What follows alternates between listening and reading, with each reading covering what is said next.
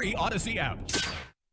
From our fan studio secured by DFWsecurity.com, it's time for the Get Right on 105.3 The Fan. Indeed, it is time for the Get Right here on DFW Sports Station and your home of the World Series champion Texas Rangers and America's team, Dallas Cowboys. 105.3 The Fan. It's time for the Get Right, but a Young Guns takeover. My name's Alec Medford. I'm joined by the fan phenom, Blake Elliott. Yes, sir. Talk to me. We back. We rolling again. And we got Ross Lebensky holding things down for you. The Tolo, the Turn It On, Leave It On listener. We appreciate you so very much for joining us here on the Get Right until 11 o'clock tonight. That's when we will be with you. 7 to 11 full show tomorrow with myself and the three-time Hall of Famer Chris Arnold. And then we round out the week with another Young Guns takeover. Yeah, we do. You get 4 hours of us on Friday. Yeah, that's going to be pure chaos. But the truckwreck.com text line is 877-881-1053.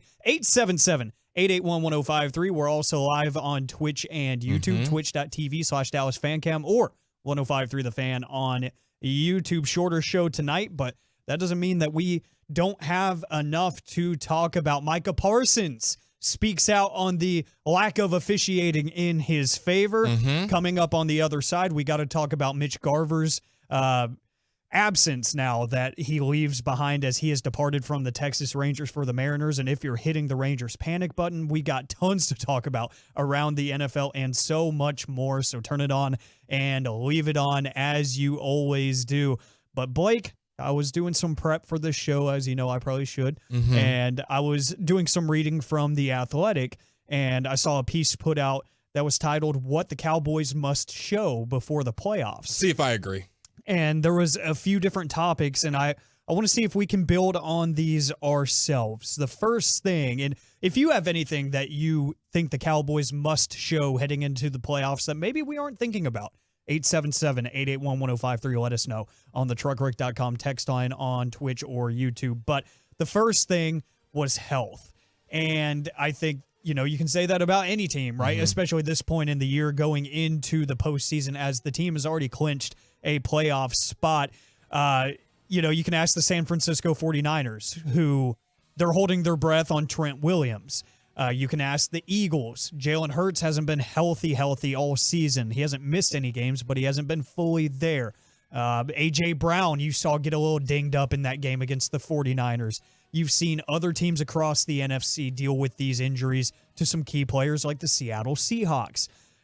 Some of these teams have found a way to stay pretty healthy through the middle to the end of the season. And guess what? They're playing some of the best football in the NFC, like the LA Rams, like the Tampa Bay Buccaneers. Who would have thought? They're playing some of the most consistent football right now. And for the Cowboys, you're missing probably your best or at least your most respected run defender in Jonathan Hankins up the middle. And the Bills gashed the Cowboys on the ground the first week. Gash is an understatement. Yes, absolute understatement. And then without left tackle Tyron Smith this past weekend against the Miami Dolphins, Dak Prescott in the offense, it just seemed like it was really hard for the offense, and Mike McCarthy is included in that, to find a rhythm. It felt like when the offense was humming for the past few weeks, there was a lot of rhythm. There was a good sense of consistency. You don't get that when some of your best guys are down. Yeah, battle of attrition. It's not how you start, it is how you finish. And like you just mentioned, some of those middle-of-the-pack teams have kind of risen out of nowhere. The Bucks, the Rams, and the Seahawks, teams that have gotten a little bit healthier as the season's gone on. And I've kind of been thinking about this phenomenon lately. Like, it happens in all pro sports, but not obviously wishing injury. But sometimes injuries are a good thing to happen to your team because it allows other guys to step up. And so when you come in those big moments, you can rely on your third, fourth string, whatever position they may be, and they have experience within the game. Because we obviously have had O-line troubles the last couple of years. So Chuma was able to come in. I'm not saying he was an all-pro left tackle last game. Obviously, he had his troubles. But he already had 6 or 7 starts on him. He's a lot more comfortable going out there than a guy that's his first time getting thrown out there.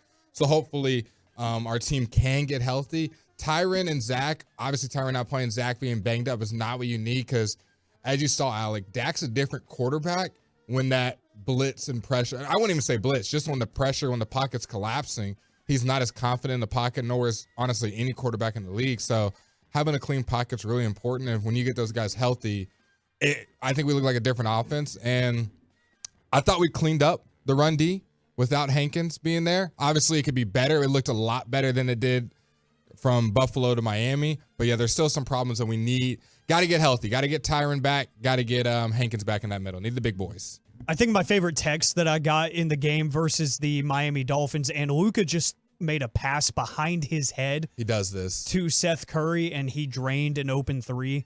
That was kind of ridiculous. I'm sorry. I just had to take a moment to give that its real-time appreciation. So what happens when you watch Luka? It's hard to realize this guy's human. That man is just dumb good. I haven't even checked the box score. I know he has 20. I think my favorite text that I got during that game between the Cowboys and the Dolphins from a friend was, yeah, I'm about to call the police on Chuma Edoga. Yeah. And because that one play was egregious. I know which one you're talking about, where they had a 3-on-3 look on the left side, and he just completely let Bradley Chubb blow right past him. It was like the last second, so he was like acting like he was going to block him. He got close. He said, nah, I'm going to go double team. It would make sense if he had an inline tight end right next to him, but guess what? There was nobody within 10 yards of him. And for some reason, he felt like he needed to help pick up that blitz that was already accounted for by Tyler Smith and Tyler Biotish. There was actually a second play just like that later in the game that nobody really talked about because we were all just kind of focused on score, and nobody was saying, hey, let's see how that left tackle's playing. Yeah. You know, it was rough, but the silver lining out of all of that is it's not any serious injuries. We've had some bad luck the past few years with a couple guys going down with more serious types of injuries. And, I mean, you had your one big one at the beginning of the year with Trayvon Diggs. But outside of that, Leighton Vander Esch as well. When you got to the DeMarvion Overshown, which, I mean, we had a lot of hope for, but we hadn't seen anything yet. It was no yet. guarantee, So, you know, from the key contributors that we knew of that had skins on the wall. Known quantities, Yeah, we kind of got lucky for the most part outside of those two guys on defense. The next thing that the Athletic put together was run defense, and I think that's pretty obvious because of the Jonathan Hankins injury. Right after that, we mentioned it, the Bills absolutely gashing the team for, it felt like, all of the rushing yards. It was well over 250. Not great, but of the other 6 teams currently in the NFC playoff picture, 4 are in the top 10 in rushing offense.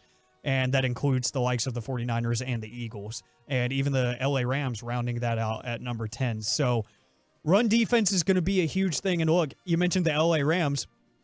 They are a great prove it, if you will, that rushing offenses can definitely win in the postseason. Because remember a couple of years ago when a dude named CJ ran all over the Cowboys defense right off the couch? He was basically like a human bowling ball. Yeah, he hadn't played in a while, just right off the couch, and it kind of worked. Shout out Joe Flacco doing the exact same thing over there for the Cleveland Browns. But run defense is going to be something that is obviously going to be pivotal going forward, and you hope that it will get better, one, just through coaching and a heightened sense of awareness in my mind. But you're going to get Jonathan Hankins back here in the next few weeks. Don't really know exactly when. We haven't gotten a clear-cut update on that.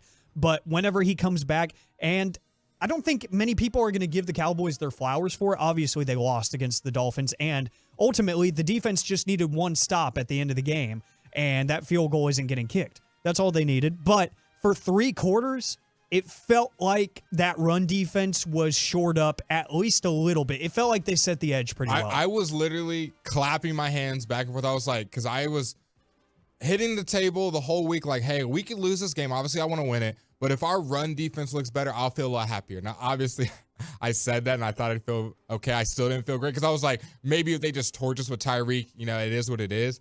But we actually outrushed the Dolphins. 97 yards for us, 91 for the Dolphins. Even the eye test and kind of watching the film back, it felt like we were playing some good run defense. The safeties were coming down. We were playing really well vertically. We had a lot of plays stopped at the line of scrimmage or behind.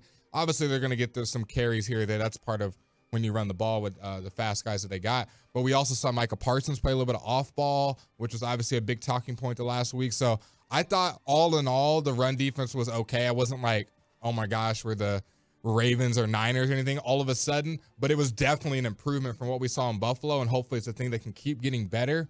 I think it was more of a scheme thing and guys buying in. Obviously, we didn't get anybody new on that defense, so it wasn't like a talent. Like, they know how to tackle. They know how to read the hole. It's just doing it, trusting your eyes, understanding the scheme, and it seemed like those guys bought in that week. But Feels like with the Cowboys, once one thing is fixed, another wound is open. We Yeah. stopped the run defense, and all of a sudden, I'm not saying the Dolphins were necessarily going crazy in the pass game, but it felt like for a good amount of that game, they kind of got whatever they wanted. They were just like, oh, we'll throw it here, we'll pick up 10 here, we'll pick up 5 here. It wasn't much resistance in the pass game. Yeah, and hopefully you can find a little bit of rebuttal here when you host the Detroit Lions on Saturday, because that's an offense that is still really, really good, especially in the rushing department. But I feel like they're not as potent in the pass game as they were at the beginning of the year. Correct. You're starting to see Jared Goff make some of those throws that you saw back in LA again. But that's still a really good offense. I'm not discrediting them. I'm just hoping that if you can stop the run, you can at least force Goff into uncomfortable positions. And that's in the Cowboys' favor. Yeah, and that's absolutely in their favor, and I think that's kind of the key to winning any football game in the NFL. So it's not anything against Jared Goff or the Lions. It's just saying, look, if you can get home with 4 and you can keep the rushing offense of Jahmyr Gibbs and company in check, then you might have a chance in this one against a really high-powered offense. But the next topic here of things the Cowboys must show before the playoffs, penalties. And the Cowboys have the second most penalties in the league now. We're second now. Yes. Let's go. We're not first. With 108. You know who's in first now? Seahawks? They were like third or something. The New York Jets. The Jets, okay. They have surpassed the Cowboys by 3. Let's go. That's a win right there, guys. We're not first in penalties anymore. Yeah, the Cowboys are second in NFL in defensive holdings with 11, but some of those you could just say playing aggressive, which I feel like under Dan Quinn I've really appreciated the aggressive defense that they played, especially on the outsides. You're seeing a lot of aggressive action from the corners and from the secondary, but the officials, far from perfect. Absolutely far from perfect. And we'll hear from Micah Parsons here in a little bit about what he had to say about the lack thereof in terms of the calls that benefit him. But there does need to be a little more accountability from the team for that lack of discipline. And I don't know where it starts, because you can talk about things like, you extend drives defensively a lot by jumping off sides or, an unnecessary face mask grab, whatever it may be. There needs to be a little bit more accountability in my mind from the top down, because that does feel like a coaching first thing. Yeah. And then you start pointing at the players when it's like, okay, it's been a month and a half. Why are you guys still committing these fouls? And see, it's not just the number of fouls. It's when they occur. Does it not feel like they're always back-breaking penalties? Like it's we finally stop a really good offense on third down, and it's 3rd and 15. They throw up some jumbo, and then we get a late hit, or we get a personal foul, or there's a guy holding 20 yards away from the ball. Like, I understand if it's PI and you're going one-on-one and it's a jump ball, it's going to happen. But I feel like a lot of them are boneheaded penalties. So that's on like coaching and discipline and understanding who you're playing with and the guys you have out there and being able to be disciplined in those big moments, because they've cost us points. They haven't just been ticky-tack ones. They've literally cost us 7, 3, 10, 14, whatever, like momentum, especially in that Bills game. I'm not saying I agree with all the calls, but you don't want to put yourself in that situation where calls like that can fluctuate the game. And you know what's really weird? I don't know if I'm alone on this hill, but to me, at very minimum, it felt like through the first month, even maybe bleeding into the second month of the season, it didn't feel like this was exactly a major issue. Yeah. I was giving McCarthy his props for saying, look, the fundamentals are fully there. And at that point, it felt like the offense didn't have their rhythm yet. That was my big knock. Now it's the complete opposite. It feels like the offense has figured out their identity and how to find a rhythm, excluding the last 2 weeks. But now it's like we're reverting back to old ways. Old habits die hard. We say it all the time, and the penalties are starting to rear their ugly head. I hate it at this time of the year. It's because we're not winning, man. At the beginning, the offense, like you said, wasn't really much to count on. We were beating teams 40-0, 35-0 defense with multiple takeaways every week. Start playing these higher potent offenses. There's more film on you. Next thing you know, the defense starts to come back to the mean. Obviously, the offense has excelled since then and taken off and been able to kind of keep us above ground. But like back to what I said a couple of seconds ago, when one thing starts to falter, another thing pops up. It hasn't seemed like we've put together multiple weeks against good teams where offense is good, defense is good, special teams. We've had a couple with some middling teams, but seems like now that the defense is slipping or defense is playing well in the last against Miami, offense can't pull it together. Obviously in Buffalo, neither of those happened, but we need to put together in this Lions game, we need to have all of that together. The fourth and final thing the Cowboys must show before the playoffs is a plan offensively for the run game. And it's not exactly like I heard on Cowboys Crosstalk, someone drop, hey, give Tony Pollard 20 carries a game. It's not exactly that. It's more so just saying you need to figure out a plan for this come playoff time, because what were we just talking about with the run defense? In the playoffs, usually a good rushing attack works just because you can play off of that. And that's fundamental football. That's complementary football at its core. And that's something that Mike McCarthy, ever since he first landed in Dallas, he's always preached that complementary football. But what does it look like? Do you have a 1-2 punch where it's a bit more even split between Rico Dowdle and Tony Pollard? They did that for a stretch. It felt like in the middle of the season where there was a bit more balanced of an attack. Is it a combination of more guys that play receiver getting touches in the backfield? CD's been doing that a couple times now. You've seen CD doing it quite a bit now. Yeah. Brandon Cooks on end arounds, Kavonte Turpin just the same. Hunter Lipke even carried the ball. Don't say that name.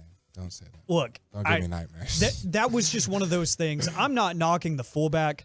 That felt like one of those things that it was working until it didn't. No, I'm definitely just being overly emotional about that, because everyone at the station and the fans were, give Hunter Lipke the ball. He's their fullback for these short yardage. And it literally worked earlier in the drive. Yeah, it worked 3 times in that same drive. Not even like early in the season, literally in that drive. And it's just, undrafted guy, big situation, just didn't take the handoff. I'm sure he'll get another opportunity, but happens. It happens, and the Cowboys are a decent running team, and it doesn't really feel like it. They do rank number 12 in the NFL in yards per game and 15th in yards per rush. So the numbers would prove it. It's just the eye test. You don't feel like you're getting that pop that you got a couple years ago with the Zeke, Tony Pollard experience when Zeke was still on the healthier side of things. It doesn't feel like we're getting that anymore. And look, it's because you don't have 2 marquee names. It's nothing against Rico Dowdle. It's just the fact that Rico Dowdle has had his own injury issues, to which he didn't even practice today with an ankle injury. It's like the last couple of weeks. We've had him questionable DNP. So it's been when we had Rico at full strength, it felt like we had a strong 1-2 punch. And now that Tony's kind of getting his legs under him, Rico's kind of like on the injury report. So hopefully at some point, maybe playoffs, we can have both those guys at full strength. That would be nice, and it seems like Tony Pollard is starting to feel like himself a little bit more. And he was telling the media earlier in the week and last week saying, look, I'm just now kind of getting back to form after that nasty ankle injury in the postseason. You think about how close that is up, to training camp and to the beginning of the regular season.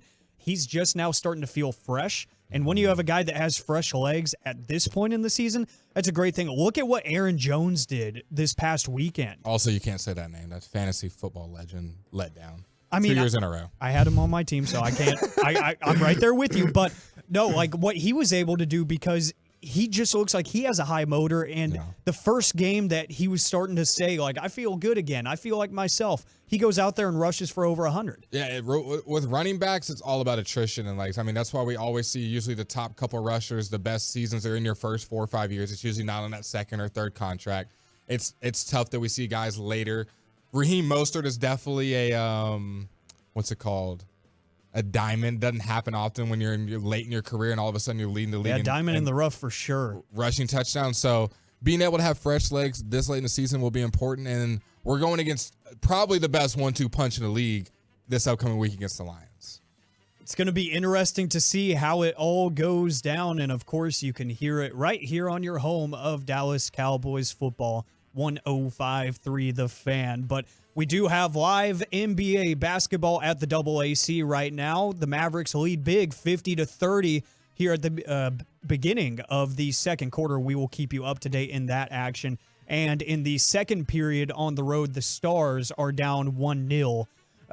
We will keep you up to date in that matchup as well. It's the Get Right here on 105.3 The Fan. Alec Medford and the fan phenom Blake Elliott. And coming up next, Garver's long gone. Are you hitting the Rangers panic button yet? 877-881-1053. Let us know where you stand with the Rangers and free agency so far. We'll talk about that next on the Get Right.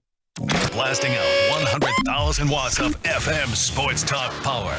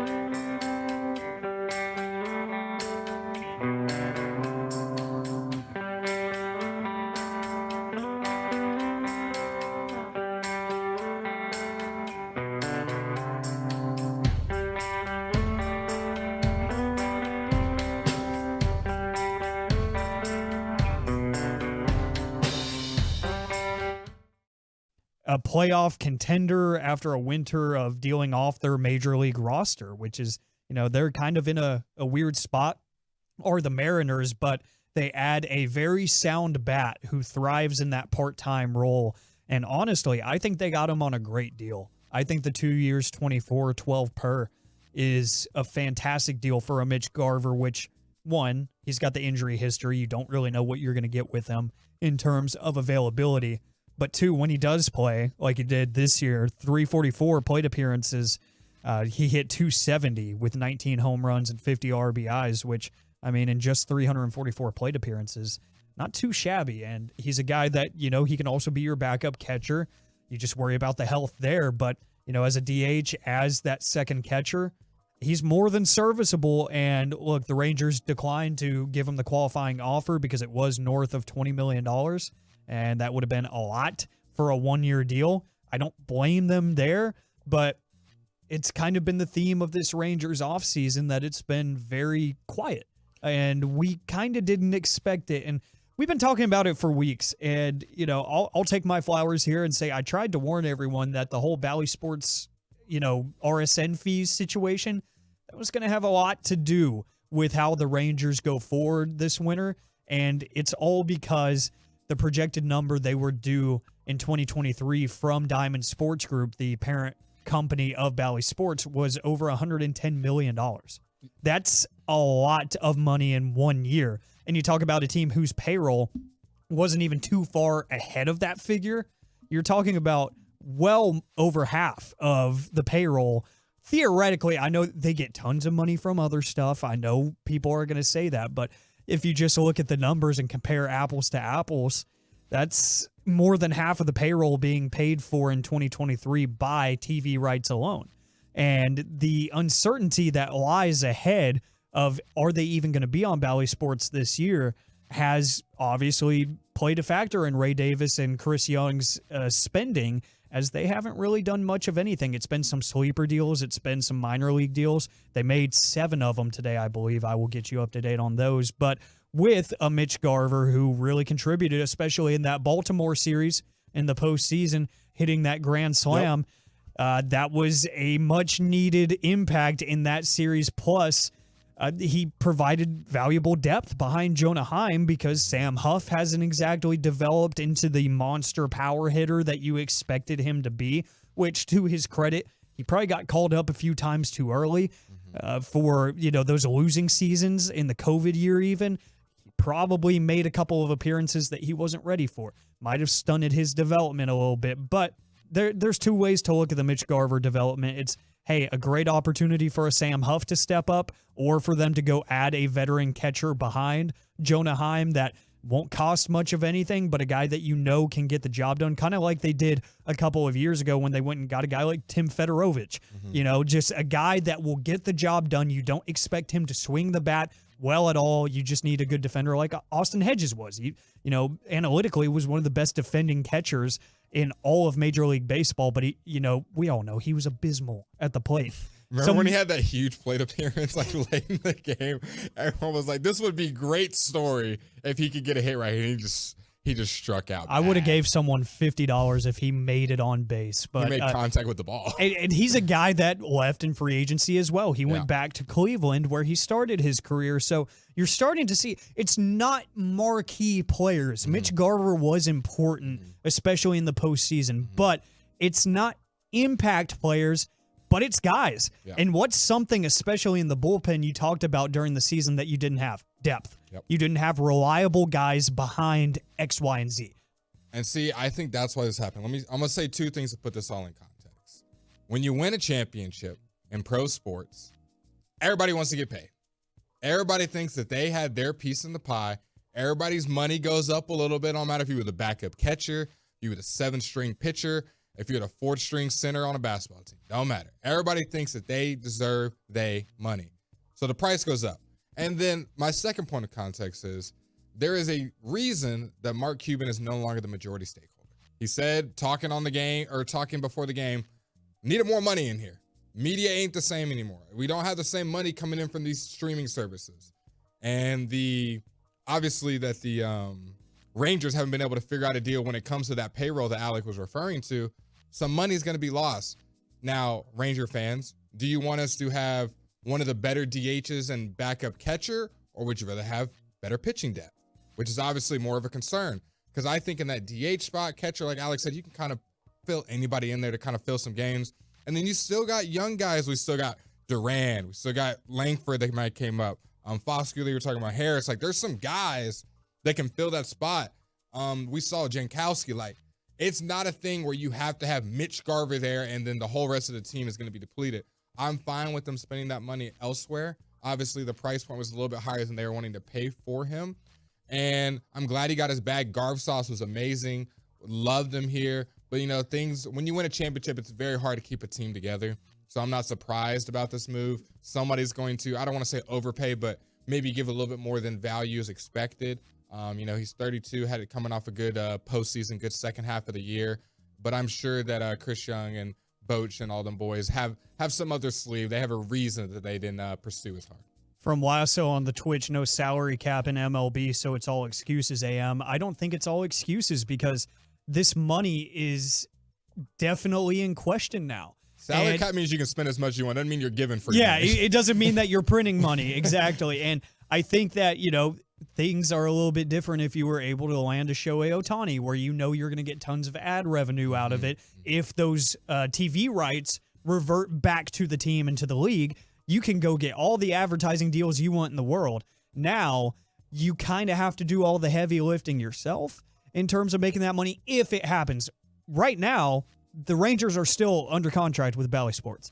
That's still happening as of right now. We know because we've heard through reports that Bally Sports would love to get out of paying that fee for the 2024 season. They would absolutely love to not give up those millions. And let's just remember, last season had injuries on top of injuries. I can't name like 3 players that played other than Simeon the entire year. So Rangers fans, do not be afraid by a guy leaving the lineup, because guys had to be next man up the entire season. That's kind of what our season was. Playing on the road, next man up. I mean, arguably our best hitter went down in the biggest series of the Rangers franchise in recent memory, and we still were able to win it. So I don't think this is something that all of a sudden the Rangers are not going to be contenders because they lost Mitch Garver. I do think it'll be replaced with other people. So we saw the emergence, like I said, of Carter. You got still some young guys to come up. You still got Duran and Jankowski there.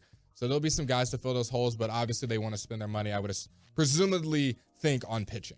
And they haven't done absolutely nothing, just nothing flashy off the paper. I mean, they did bring in a guy like Kirby Yates, who is a guy that Bruce Bochy is familiar with his time in the National League. He saw him pitch and managed against him. He knows what he's got. He's a leverage guy that's closed before. Obviously, he's not a closer anymore for a reason, but he's a guy that, you know, with the right coaching, you know, and the right help, the right support system, you might see at least thrive as a good middle inning guy. And then Tyler Mahle, a guy that isn't going to pitch for probably the first part of the season, maybe all the way throughout the summer, because he's coming off of Tommy John. But this is a guy that they took a bargain deal on, just 2 years, I think $24 million. Yep. And he's a starting guy that might actually pay off pretty well for you. He's kind of like an Andrew Heaney, where they gave him, you know, about market value and said, look, here's a couple years. We'll see what happens. And if it works out well, then we got one hell of a deal out of you. So they're making moves here and there. And even just today, they were able to sign a few guys, seven minor league deals that were given out, non-roster invites, but training camp invites. Still, like a veteran reliever was in there, a guy that you saw play for the Mariners for a few years, and Diego Castillo. So they're doing some things, like Jesus Tinoco is a name that if you actually watch the games when the team sucked, you'll remember that name.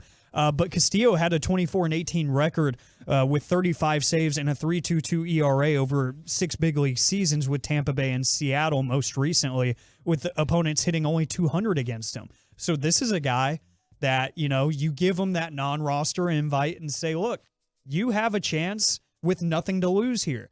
You're not even on the roster right now. If you go out there and you pitch your ass off, then you're going to make this team, and we're going to count on you. And fans, we want splash. We want the big names. We want the things that bring in the eyeballs. And sometimes the teams that just do the regular pickups, the ones that don't make headlines, they're just a quick report, end up being those guys that, like you said, with a Heaney, Dunning, those kind of guys that no one's really talking about. I think we did this the last time we were talking about the Rangers.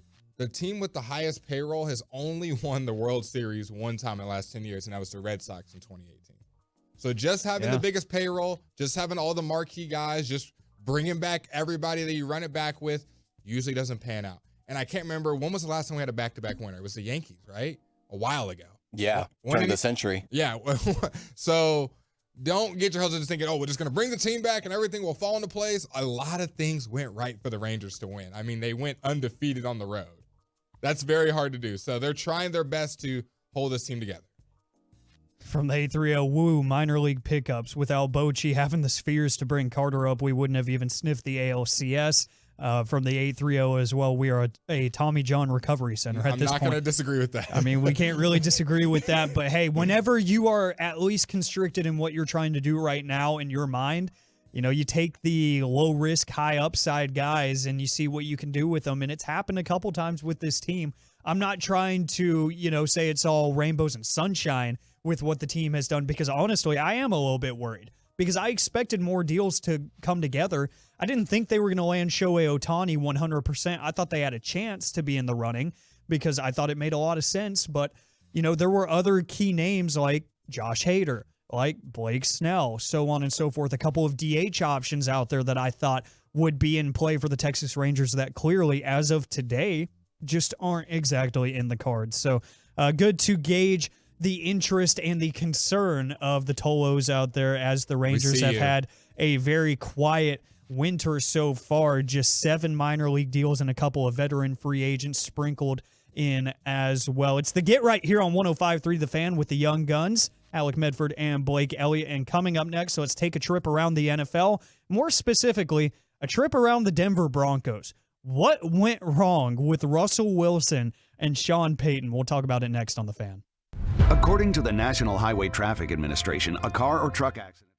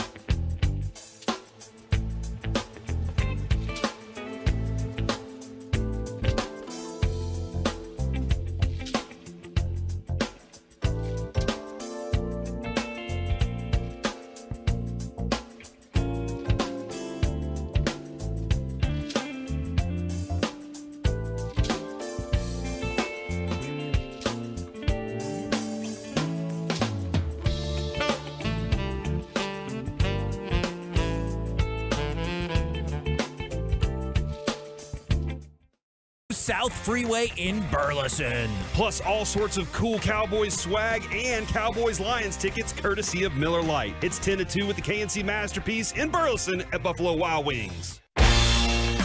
And it's now back time to the Get Right here on 105.3 The Fan. The upcoming segment is brought to you by Classic Chevrolet. Classic Chevrolet is leading the way to finish the year #1 in America. They're racing hard with year-end savings on over 400 Silverados. Shop them all at ClassicChevrolet.com. This is Texas. This is Classic Chevrolet. Find new roads, relax, and enjoy the difference. Back here on the Get Right on 105.3 The Fan, about to take a trip around the NFL or maybe just around the Denver Broncos. That in just a moment. My name is Alec Medford. I'm joined by my partner for the night, Blake Elliott, the fan phenom. Made me sound like some hookup. My partner for the night. All right, you didn't need to take that there. You know, it was a homage to an old friend. If you know, you know. At the AAC, it is halftime. 69-54, pretty nice halftime score for the Dallas Mavericks as they lead the Cleveland Cavaliers by 15 points. Luka has been Luka, just to say the least. He has 29 in the matchup. Seth Curry has 13 points as he has found a couple of open looks and made a couple guys look stupid at points as well. So getting some contributions across the board are the Dallas Mavericks. Not exactly are the Dallas Stars, as they are at the end of the second period down 2-1. They do cut the deficit in half off the stick of Jason Robertson. We will keep you up to date on those matchups as the Stars are on the road playing the St. Louis Blues. But let's go ahead and start our trip around the NFL. And we start with the Denver Broncos. Dun, dun, dun, dun. Why do we start with the Denver Broncos? Because we had sort of an ever-evolving story throughout the day that, hey, there's financial implications that are going to keep Russell Wilson off the field in favor of Jarrett Stidham. Basically, it was, he's got about $35 million that gets guaranteed on the 5th day of the league year, whatever it may be, for injury guarantees, so they don't want to risk having to guarantee that money up front. And then just hours later, as we're getting ready for the show, Diana Rossini of The Athletic tweets, quote, Russell Wilson is expecting to be cut by the Denver Broncos in March, per league sources. For almost 2 months, the quarterback has been starting, knowing the organization was most likely going to move on from him after this season. To which I say, what in the hell is going on in Denver? Because there are so many things weird and wrong about this. For one, I get it if you're trying to avoid a clause in the contract that is going to guarantee the money. And you just say, look, we have a little bit of a rough future ahead of us because we traded away a ton of assets to get you here. We want to try to build around you next year. If we have $35 million of our salary cap taken off because you twist your ankle or something, that's not going to help us build around you. So how about you just sit out these games, you still get paid, and everything is great, and we focus on next year. I can understand that. I think it's a little cheap, but I can understand it. But no, you tell the guy, hey, you are going to void your injury guarantees or we are going to bench you. To the point where Rossini is saying lawyers had to get involved on the NFL side and the NFLPA's side to figure out what is going on here, to see if there was any foul play, by saying, if you don't alter your contract with the money that we guaranteed you and we promised you on legally binding paper, we are going to take your job away from you because we regret giving you a ton of money. Yeah. This is just abysmal work by the Denver Broncos. The crazy thing is, this was done, what was the report saying, a couple months ago? This wasn't something that was in 2 months. Yeah, so this is, imagine you go to work and they say something in your clause like, hey, you gotta stop eating ice cream or whatever it is. You gotta stop doing whatever to do, and you gotta go through your day knowing that if you eat ice cream, you're done for. And you're trying to get something switched. So he has that in the back of his head of, this team really doesn't want me. They want me to take this out of my closet. I don't really have. And we know with quarterback, it's all about confidence, trust, and the organization, the coach, all that having trust in you. So the fact that that's gone, I'm surprised he played as good as he did. I mean, they started 1-5, then they won 5 in a row. Now they're 1-3 in their last 4. So it's kind of been an up and down year. And I thought Russ has been okay this year. He hasn't been anything crazy. I mean, 10th in completion percentage, 18th in pass yards a game, 20 yards in passing attempt yards per game, 6th in passing touchdowns, 8 interceptions. That's 13th. So he's just been kind of a middle of the road guy. But Alec, as you know, they gave up a haul for him. So you don't want a middle of the road guy. And I just think the personalities are clashing. You have Sean Payton is very outspoken, very much in your face. And then we have Russell that's, not the same. And you know what's crazy is they almost avoided all the conversation that happened right before the trade, and really for a couple of years before it, that Russell Wilson's play was starting to diminish. Oh, it was dipping. That year, not this year, but the year before that, it was bad. It was definitely starting to show that, hey, he's getting older, he's not the athlete he once was, and it's forcing him to make bad decisions with the football in his hand. He's not a bad quarterback by any stretch. He's just not the dynamic playmaker that he once was. They avoided all of that conversation, and they went ahead and said, screw it. We're going to trade you Drew Lock, Noah Fant, Shelby Harris, our 2022 first and second and fifth round pick, and then our first in 2023 as well as our second in 2023, which turned into Charles Cross, the tackle, Boye Mafe, Tyreek Smith, Devon Witherspoon, who has been a great corner for them, and Derek Hall. All guys that start for that team in Seattle. They gave up a haul for a guy that the entire league was saying he's not playing as well as he used to. It's incredible to see that they're backtracking so quick. Not only did they give up a haul, Alec, they took on that contract and then added 5 years to it. Said, we'll give you another 5 years and some more money. We'll throw in $125 million guaranteed.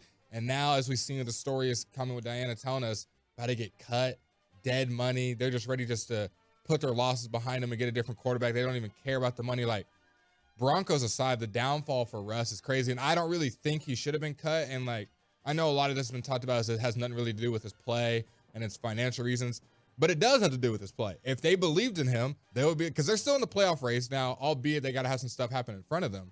But if they really believed in him, they would say, hey, go win these last 2 games. Obviously, we believe in you, yada, yada, yada. They're saying, we're kind of 50-50 on him. We don't really believe in him. Let's just bench him. We don't want to cause more money, injuries. So, this is part of his play. They do not believe in him long-term, obviously.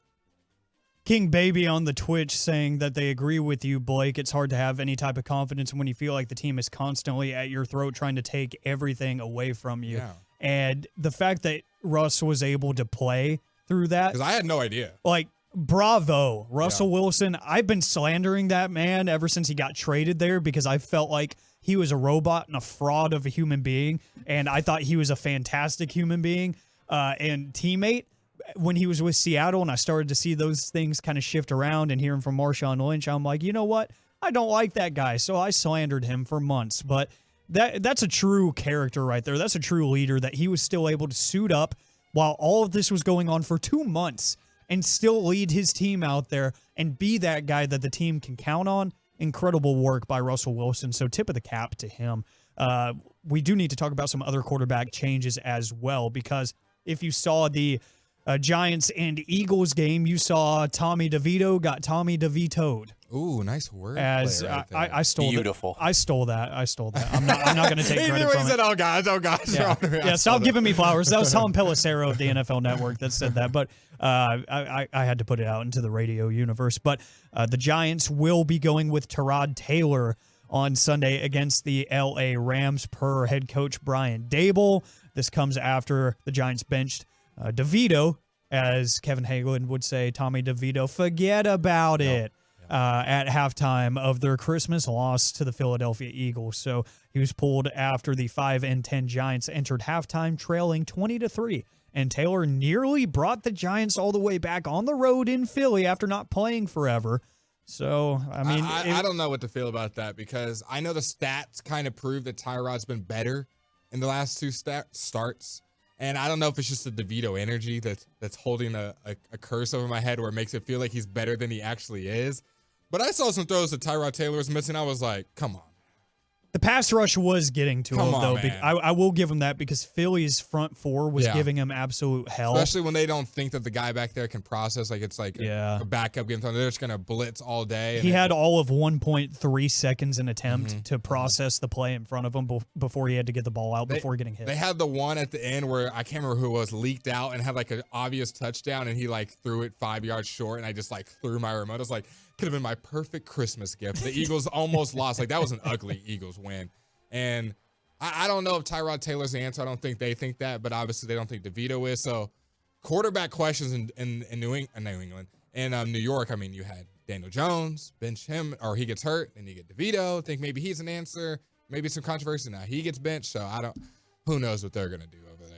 Last two notes real quick around the NFL in regards to quarterbacks. The Commanders will be starting Jacoby Brissett versus the 49ers after benching Sam Howell on Sunday, after we were all saying, for the most part, he's got a bad situation out there, but Sam Howell might kind of have something to work with. Well, they're not going to figure it out this year because it will be Jacoby Brissett going against the 49ers, because after they benched Howell on Sunday, that passing offense just came to life. So maybe they'll have something there. And quarterback C.J. Stroud is returning to practice for the Houston Texans. They need him. Which is clearing his path to return from the concussion protocol. That's your trip around the NFL. Coming up next on the Get Right, we are going to rank the NFC wildcard contenders.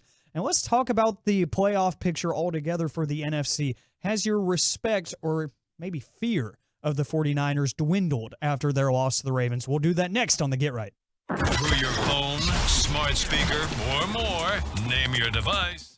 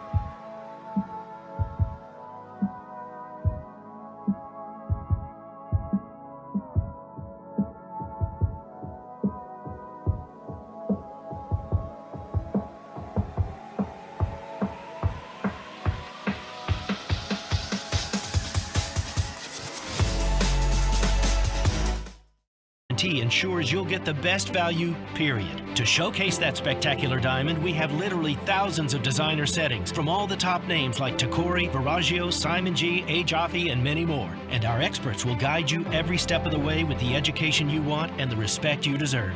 Engagement rings, wedding bands, eternity bands, fashion rings. At Diamonds Direct, we specialize in the ultimate symbol of love, and we welcome the opportunity to celebrate with you. So start the new year with some new excitement, new hope, and some new bling. Diamonds Direct, official jeweler of the Dallas Cowboys and SMU Athletics, proud to call the DFW Metroplex home. Diamonds Direct, your love, our passion. This is the exclusive home of Dallas Cowboys football. KRLD FM and HD1, Dallas, Fort Worth. Let's go, Cowboys. Always live on the free Odyssey app. From our fan studio secured by DFWsecurity.com, it's time for the Get Right on 105.3 The Fan.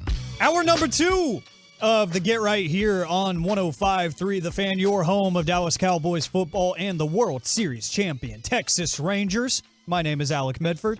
That's Blake Elliott, the Fan Phenom. Ross Lebinski is holding things down for you. The Tolo, the Turn It On, Leave It On listener right here on The Fan. The truckrick.com text line is 877-881-1053. 877-881-1053 to get involved in the conversation, as well as live on Twitch and YouTube. Twitch.tv/DallasFanCam or 105.3 The Fan on YouTube, as we have live action at the AAC between the Mavs and the Cavs. And the Mavs are still leading by the score of 76-63. We will keep you up to date on that one as we are a little bit into the third quarter of action. As for your Dallas Stars on the road, it is the beginning of the third period against the St. Louis Blues, and the Stars are still down 2-1, but they've got 18 and a half minutes to fix that. I mean, when we were watching the Stars game on Saturday, we saw them in the span of like 15 seconds tie the game and win the game. We did. So anything is possible. And I just think it's kind of funny, the difference in names. Obviously, we went over what the team's name was last time.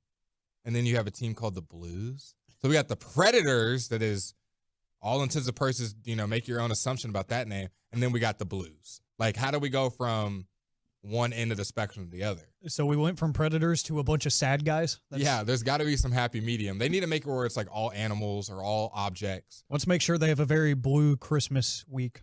Nice. He's on it with the knee slappers today. I hated that. I said it and I hated it. I can't live with that. Don't give me my flowers. I don't deserve any. Give me wilted flowers. No Zay? No. You like that one? No Zay. No okay. Zay. That one was better than the one I put out there in the world. I'll give you that one. Coming up on the other side, we will go around the association where we have a big update on the Dallas Mavericks, as well as the weirdest injury you're going to hear in the NBA all season. We'll get you that and more here in just a little bit. Plus, the Mavs made a signing, two-way contract. We'll tell you about who it is here in about 17 minutes or so. But yesterday, with the three-time Hall of Famer Chris Arnold, we ranked and talked about the AFC wildcard contenders. I want to talk about the NFC wildcard contenders, as well as just the NFC playoff field as a whole, because it feels like the NFC is getting a little bit more competitive at the right time to cause some chaos. And what do I love to do on the radio? I love to cause chaos. Chaos. I mean, my initials are ACM. The C stands for chaos. So, this if you guy didn't know. is on. In case you didn't know, this guy. Let me talk to you. But watch some stand up before this. I don't know what it is. I'm just feeling it today. I don't know. Maybe it's the can of C4 that I just cracked open. Shout out C4. Thank you for the energy. I needed that. We're just giving out free branding now. It's free promo. It's not free. They're a sponsor. You should have heard him when he was talking about his self-sustaining economy, getting his chair from TikTok. Oh, yeah. You missed that with Reggie because, Reggie's name is on the show. Yeah. So I was like, I need to put my name all over this as much as I can because I only had one show last week. So I was like, I'm going to put my mark on this show. But we need to talk about the NFC, actually. It's already been 5 minutes of the segment that we've wasted by my theatrics. But so yesterday I mentioned with Chris, we talked about the AFC and how it was getting kind of interesting with the Raiders stepping up with Antonio Pierce and whatnot. But it's even more interesting in the wild card race with the NFC. And CBS Sports put out a couple pieces about the NFC and AFC playoff pictures, respectively, looking at the wild card races.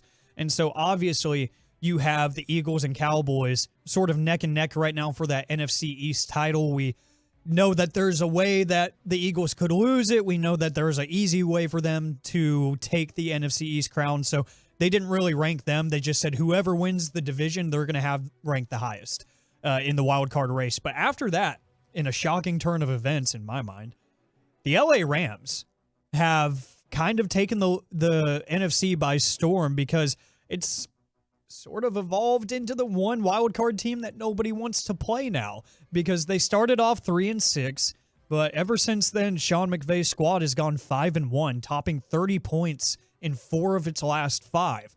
Matthew Stafford slinging it with the swagger that he had during their title run in 2021, and Kyron Williams at the running back position has given them a formidable workhorse on the ground. Their the sheer offensive upside makes them a tough out. And that's the beautiful thing about the wild card idea in sports to me, is that you get that one team that just has a ton of upside. They don't have exactly the whole year of consistency that you see from the division winners for the most part. Shout out NFC South for absolutely sucking every year. But you still get those flash in the pan teams like the Rams that are just figuring it out at the right time, rather, because you think about all the things that go wrong for some of these teams. It's happening at the beginning of the year. You know, we mentioned the Rams starting off 3-6. At that point, I completely wrote them off. Just like everybody wrote off Geno Smith and he didn't write back. The Rams didn't write back this year because they went 5-1 after that tough stretch.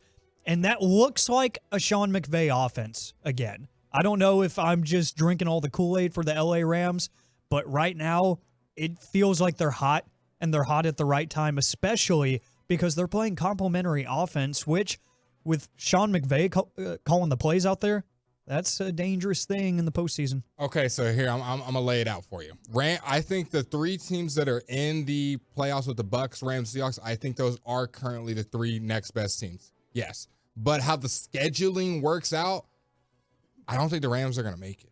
And I'll tell you why. The Rams' next 2 games, Cardinals, easy dub, obviously. 49ers, last game. Might chalk that up for an L. So if they get an L, they are now sitting at 9-8. And the team that I think that will also get to 9-8 is the Green Bay Packers, who already have the head-to-head tiebreaker against them. When they played earlier, they won 20-3. And the Packers' next 2 games, albeit are going to be, somewhat of a toss-up. Vikings, who's even their quarterback, should get that W. And then the last game of the year is against the Bears. So I think that's 2 winnable games. They both have the tiebreaker. Obviously, 2 more winnable games than the Rams have. I think the Rams might be the better team, but just the way that their schedule's set up, almost a scheduled loss. Having the 49ers is a tough way to end your year. So they'll both have the same record. Packers will have the head-to-head. I think the Packers make it. Rams, unfortunately, could fall off. I mean, obviously some other teams could. The Seahawks could lose as well, and then they get their spot. But if it comes down to that, I just think that the Rams have a little bit of a tough end with the 49ers there, because all these teams are right on top of each other. What if I told you the 49ers wouldn't be playing for anything in that week? I think they will be, though, because all these teams are still going to keep winning. They don't have the 1 seed locked up yet. Eagles could still get it. Lions could still get it. Obviously, it's going to be tough for the Eagles to get it, though, because that loss to the Ravens the 49ers took, that's out of conference. Yeah. So I'm just saying, what if they sit them, then then I think then the Rams are set, and I think they make it. And I do think they are probably maybe even the 4th best team in the NFC. I just think the schedule with them having the Niners, you can't really afford to lose right now. Yeah. With how the hunt is, and they have the hardest one out of any of these wild card teams. And the thing with the Rams on CBS Sports' piece is they have their computer model projections that simulate everything 10 million times or whatever it is. It's not actually that many times. I think it's like 10,000 times that they simulate everything, and they take the average. And they have a 68% chance of making the playoffs, but they're close to 69. They're very close. So not quite nice, but their predicted finish is going 9-8. They lose that 49ers game, but they still make the playoffs. Because the Vikings are losing out. They play the Packers, and then they play the Lions. So they're not winning another game this year. And who are the Seahawks next 2 games? The Seahawks have the Steelers at home and at Cardinals. So they come up next in CBS Sports' rankings in the wild card hunt because they're good when it matters most. Maybe they're just fortunate to be hanging on by a thread, but their last 4 wins have come by a combined 13 points. Both Geno Smith and Drew Lock have now pulled off comebacks against contenders like the Lions and Eagles this year. They have that smash mouth approach with rugged weapons like Kenneth Walker, DK Metcalf, and it makes for good spoiler material if you ask me. I think they can play spoiler. I think, honestly, outside of the Bucks, the Rams and Seahawks could both play spoiler, and if they were to win against any of these teams, I wouldn't be like, what? I would be, okay, yeah, there's a good teams trending in the right direction, getting healthy, that are kind of people are overlooking that had a tough start to the season but are trending up. So, yeah, the wild card, man, I think a couple weeks ago, if we had this conversation, it was like, oh, Niners, Cowboys, Eagles, and then everyone else is terrible. Yeah. Everybody's coming back to the mean where anybody can get anybody.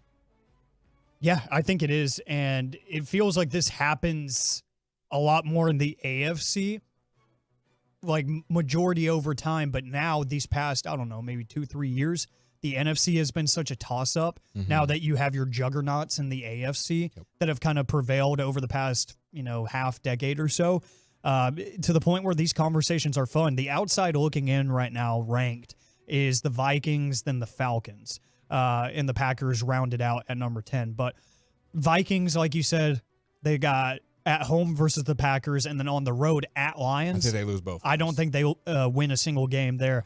And then the Falcons, obviously, the Arthur Smith experience. You can't count on anything. They have at Bears and at Saints. I wouldn't be surprised they lost both. I wouldn't be surprised if they lost both or if they won both at this point. Because, man, that head coach out there, he's just so back and forth. It feels like for 1 week at a time, he gives you a moment of pause where you're like, oh, he's starting to listen, starting to figure things out. And then he goes back to his old ways because old habits die hard, of course. He always wants to be the smartest guy in the room. That's a great way of looking at it. Sometimes it's just too much. Sometimes you just take the easy fruit. Just listen to PFF and all the guys in your ear that are saying, hey, you have a 10% chance of getting this off. And he says, you know what? No, in my mind, I see this happening and scoring 6. It's going to be a one-play drive. Here we go. Sack. Okay. What was Bijan drafted? I know he's in the first round, 7th, 9th. I think 7th. That sounds right. Yeah, 7th sounds right. Hey, Arthur, you have a guy that used 7th pick draft capital on. You might want to play him. Oh, no. I'm going to use my 3rd string tight end on 8th. I'm going to use my 3rd string tight end on a bootleg play action. Just give the ball to him. Sometimes it's not that complicated. Everyone knows what the Eagles are going to do on 3rd and 4th and 1, and it works. They have like a 95% rate of doing it. Sometimes you do not have to outsmart your opponent. Just do what works. I saw a tweet that said, I can't wait for the Falcons to get a nice high draft pick again, and they're going to take one of the best wide receivers in the class, and they're going to put him at fullback on a drive. Yeah. And, that's going to happen. And then that's going to be the day that Arthur Smith finally gets fired. And then you got coaches like DeMeco Ryans that have players that a lot of people that if you're not a Texans fan have heard of, or if you're not a hardcore sports fan, and he elevates all of them, and they all earlier, middle of the season, they look like guys. So some people can do great stuff with talent. Some people, push it to the side. Okay, the other question I had was, has your respect or maybe just your fear, probably the better term, of the 49ers dwindled at all after the Ravens seemed to, for 4 quarters, have that team figured out? Hell yeah, it did. I saw that game. I was like, yes. I literally put on my social media, I said, this has made my Christmas. And yes, I am being a straight up homer towards the Cowboys. I know our team is struggling right now. But seeing that gives me some hope because it looked like the 49ers are the bullies of the NFL, that no one could even touch them. And obviously 4 turnovers, you probably can't count on that again. He's not going to do that every game.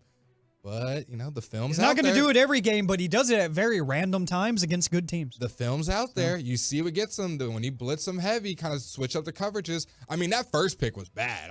Kyle Hamilton barely moved off the hash. All of them were bad because it lost me my fantasy playoff matchup. But shout out Brock Purdy for ruining my season and my Christmas. That's just the thing. We've seen every team and every quarterback in their big moments fall. Every single one of them. No one has prevailed over weeks of just being that guy.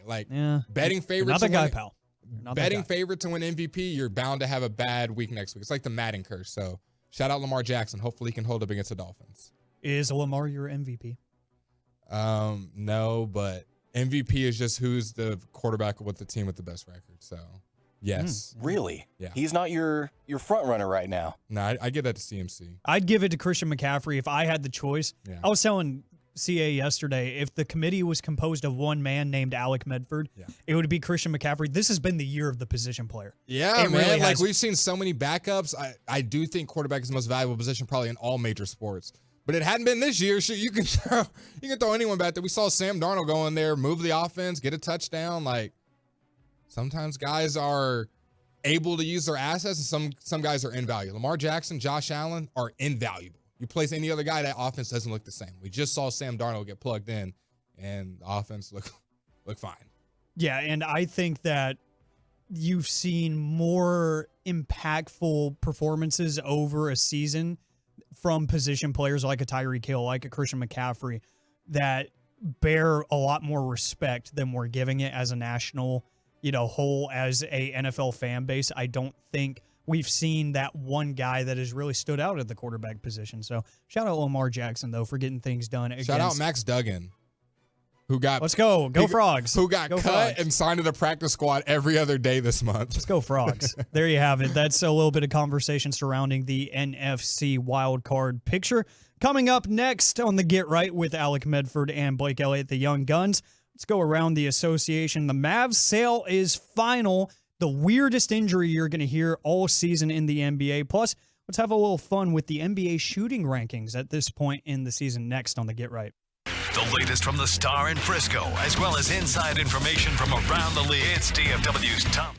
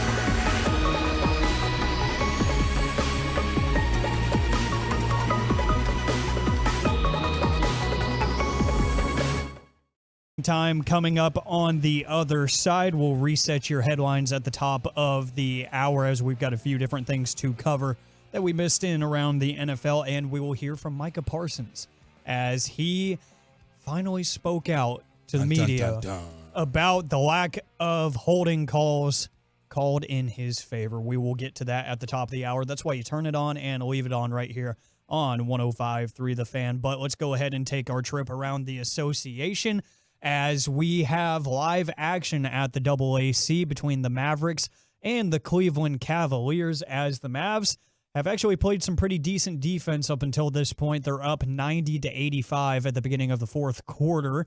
We will see if they can hold on to this 5-point lead and keep things going. We will keep you up to date on that game as it goes on. But Luka has had another monster night so far for the Mavericks as he has 34 in 31 minutes. Derek Lively has been kind of absent tonight, just 2 points and 3 boards, but you are getting some good work from Seth Curry, who has 19 tonight so far. And you were talking about it during a break, Blake. Easy English. Breaky Blake. Yeah, great English there by me. That it does seem like the Mavs are playing a little bit better defense so far in this game that we're not really used to seeing. They're climbing back. They're going for the 50-50 balls. We see Luka playing good defense. They're kind of diving after loose balls, but yeah, the Cavs kind of storm back. It's a 6-point game in the fourth quarter now. So, but that's what happens. It's a game of streaks and leads. People go on series where they get a couple buckets, but Mavs are looking better overall defensive, at least from the eye test, obviously. Yeah, the ball movement's starting to come into play for the Cleveland Cavaliers now, and they're starting to get some nice looks on the interior, but we'll see if the Mavs can keep pace as they're pretty much going shot for shot now. Yep. As it is 95-89 in favor of the Mavs. We'll keep you up to date on that one. Speaking of the Dallas Mavericks, a couple of notes coming across the news desk today. We will start with the most recent one, which isn't anything world-burning, but Shams Charania of The Athletic tweeting about an hour ago that the Dallas Mavericks plan to sign guard Brandon Williams to a two-way NBA deal out of the G League. He is averaging 23.9 points per game along with 5.6 assists. So the Mavs are looking to add some depth there out of the G League, to which it's whatever. It's just nice that they're making some moves to help out the end of the bench on a two-way deal. But new owner already going crazy. Yeah, new owner's already going crazy. And we say that because the Mavericks have officially closed the deal after a unanimous vote by NBA owners. It is official. The Adelson family has taken over majority stake of the Dallas Mavericks. Mark Cuban, I believe, was talking to the media a little bit about it, and you might have heard from him, Blake. Yeah, so we had the little scrum, the little Jerry Jones-esque scrum. After Mark was done doing his little pregame warm-up, he's done that a couple times where he gets some shots up, knocks them down, but apparently he let the media talk to him, and I believe we have audio of this. And if you're wondering why did Mark sell the team, majority stake, I don't understand. We're going to break it all down, but hear it from Mr. Mark Cuban himself first. You said, hopefully I own the Mavs another 40 years. What changed? Yeah, I mean, media companies are going out of business, right? They're consolidating. That world is changing. And so what went from an advantage was not so much an advantage anymore. And so, it was always, okay, I wanted to build, and then it was 2-3 years ago, I started talking about a casino and destination resort. And I told you guys then I wasn't going to be one to build it, right? But as it makes sense, if someone's going to come in as a partner and invest potentially billions of dollars, they're going to want equity. Ooh, lots to break down. And there's about 5 more minutes of stuff on Twitter for reporters letting us know all about that. And man, initial thoughts, Allie, hearing that, because he was pretty honest in this little scrum. He really didn't hold anything back. Anything that was asked, he kind of answered. Yeah, so I saw a lot of what you mentioned, the rest of that on Twitter, and I saw Landon Thomas at 6'5 Lando on Twitter putting out, the quote that I took away from that was where he said, "They're not basketball people. I'm not real estate people. That's why I did it." And he even said, which I thought was kind of interesting personally, he said, I could have gotten more money if I would have sold it to someone else. Which is probably true. Which is kind of wild to think for the number he sold it for. But he said, obviously, I'm really excited. It's a great partnership. And he kept kind of emphasizing it's a great partnership. Yeah. A lot of people, especially the night it went down, there's a lot of people theorizing, is he kind of getting ready to get away from the basketball stuff? I think, honestly, the opposite. He's kind of like reinvesting himself in here. He sees a long-term plan in the Mavs, and instead of letting his baby, quote, just fall apart, he said, how can I put more money into this? And he got the Adelson family. And like you said, I think it's really important that the people that invested aren't basketball people, because how many times do we see owners come in this kind of situation? They want to take over the team. I want to do this to the team. I want this to be the jerseys. I want to be located here. I want these players on the team. This is what the ticket sales are going to be, yada, yada, yada. The Adelson family does not care. They are doing this for money, real estate, political, all that stuff. Nothing really basketball related. They're going to let Mark Cuban handle all the basketball stuff. And he said in the little scrum, the only thing that's going to change, I'm not going to be at the governor's meeting. So he said, which he wasn't going to before, really, anyways, before. So he said at the end of the day that Dumont is going to have final say if something were to come down. But like you said, it's a partnership. They're all on the same accord. I don't think they're really going to care if Dante Exum's on the team or Josh Green's on the team. Yeah, they probably don't even know who those guys are, if we're being fully honest. Luka's on the team, we're good. Look, the way I see this now that it's officially said and done, unanimously voted by the NBA owners, I see this as exactly what Cuban said, a great partnership. And you said real estate comes into it. Yeah. Look, the American Airlines Center was opened over 20 years ago. Yeah. And we all know it is no secret that it has aged. I don't want to say it's aged poorly. It's had a great run. Got some renovations this summer or this past couple months. So yeah, and like King Baby on the Twitch is starting to get it. Mark's not going anywhere. He just found someone else to pay for the arena. Literally, pretty he even much said in there, I wanted to get the resort built. I'm just not paying for it. Yeah, and he touched on that, as you just mentioned, a little bit about it, saying, look, the goal is there will be a new arena resort. Yep. Combination. He said the casino will happen later. Yeah, like he said, that can be added on at another time, but the progress towards a resort arena combination, that work is going to start right now. Yep. They are going to start those conversations immediately and look to make that happen soon as the lease is up here in a few years. But You got to be ahead of the 8 ball when it comes to real estate. Absolutely. You can't just wait till your lease is up and the land's taken. And that's why I was trying to explain to so many people that were like, hey, gambling isn't even illegal in Texas. It's going to take a lot of time to get there. You got to start working on it now because things just get more and more expensive. So why not do it, especially because there was a ton of land to open over there across the street, literally from Texas Stadium. Yep. Why not? And just get ahead now. He was asked about it. I think Brad Townsend of Dallas Morning News asked him and said, is the new arena going to be in Dallas? And he said Dallas proper. So I don't really know what that means. That means in the Metroplex somewhere. Like if he thinks like, yes, I don't think it'll be anything that he's relocating out of like DFW. It might be 10 minutes down the road, guys. Like it's not going to be anything where we're like, oh, man, I can't go to Dallas Mavericks games anymore. Like the stuff will move maybe 10 minutes down the road. Obviously, like me now, like I said, it's nothing that's happening tomorrow. It'll be a couple years down the line. Half of the players want to be on the roster at that point. So this is a long-term play, and I think he's just injecting more money into the company, understanding that media rights have changed. That's not really his forte right now, how the media landscape is. And he said, let me get someone who understands kind of how this is going and be ahead of the curve. And look, we mentioned a new majority owner that has a lot more money than Cuban does, and Cuban already has a lot of money. He was asked during that scrum about the luxury tax and if that's something that they would be a lot more comfortable dipping into with essentially, I think it was like quintuple what his net worth is being added to the fold. And he said, quote, they basically said, do what you got to do. I want to win. Mm-hmm. That's what you want to hear. Say that again. Say that again. The new owner told Mark Cuban, quote, they basically said, do what you got to do. I want to win. End quote. So the new owners are like, hey, man, whatever you need to do, money. We're about it. It feels like what Ray Davis and company told Chris Young this past trade deadline and the winter before it. Go make the moves you think are necessary. We just want to win games and we want to win a title and have all the reason to back up all these financial moves that we are planning to make. So it's all official. It should feel good. I think you should feel good, Mavs fans. You should be nothing but encouraged by this. Yeah, it's not a short-term thing either. Like, it's not going to be like next year they go out and spend $300 million and everyone's Move to like, Vegas. Yeah, like there's nothing crazy that's going to happen overnight. But, down the road, you could see some exciting things for the Dallas Mavericks. Elsewhere around the association, the weirdest injury that you are going to hear probably all year from the National Basketball Association. Talk to me. The Nuggets' Aaron Gordon is out indefinitely after dog bites to his face. Yeah. This comes from Shams Charania and the athletic staff.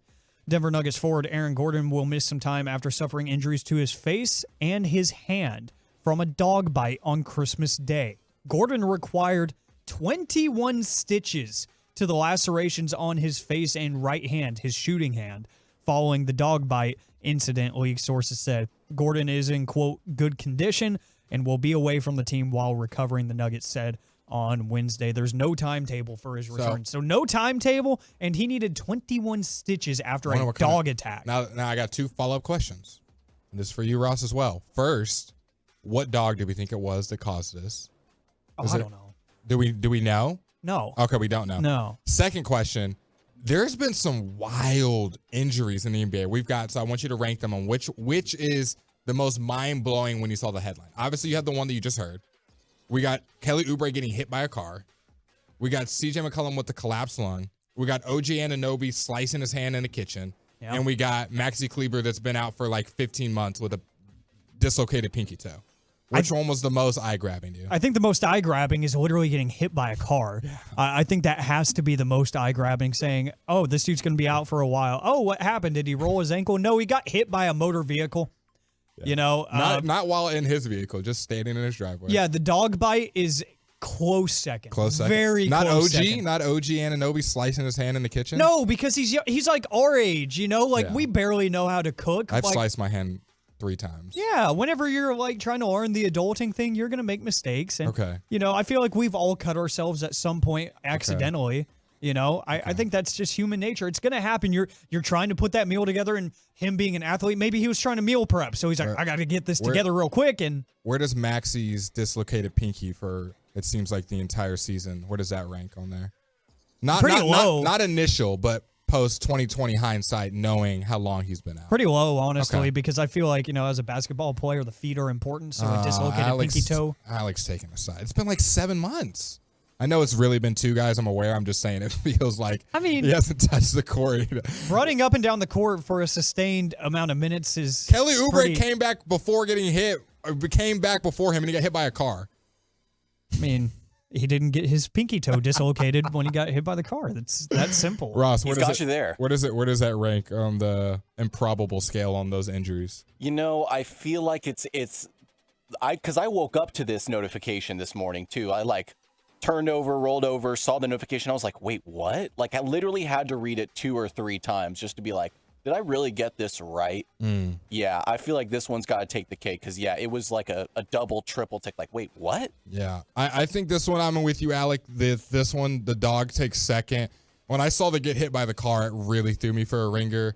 And then OG Anunoby's more of a niche story. It wasn't really headline news. And then Maxey's is just kind of funny with the situation. Not funny, but just how long he's been out. It's like over a pinky toe, but it makes sense. I mean, the team is rolling without him. It's not to discount him, but, it's to the point where I've just kind of forgotten about it. I'm not really like, hey, so we're going to get an update about this or anything? It's just like... Remember when he was hurt last year and everyone was clamoring for him to come back like he was Kevin Garnett on the defensive side of the ball?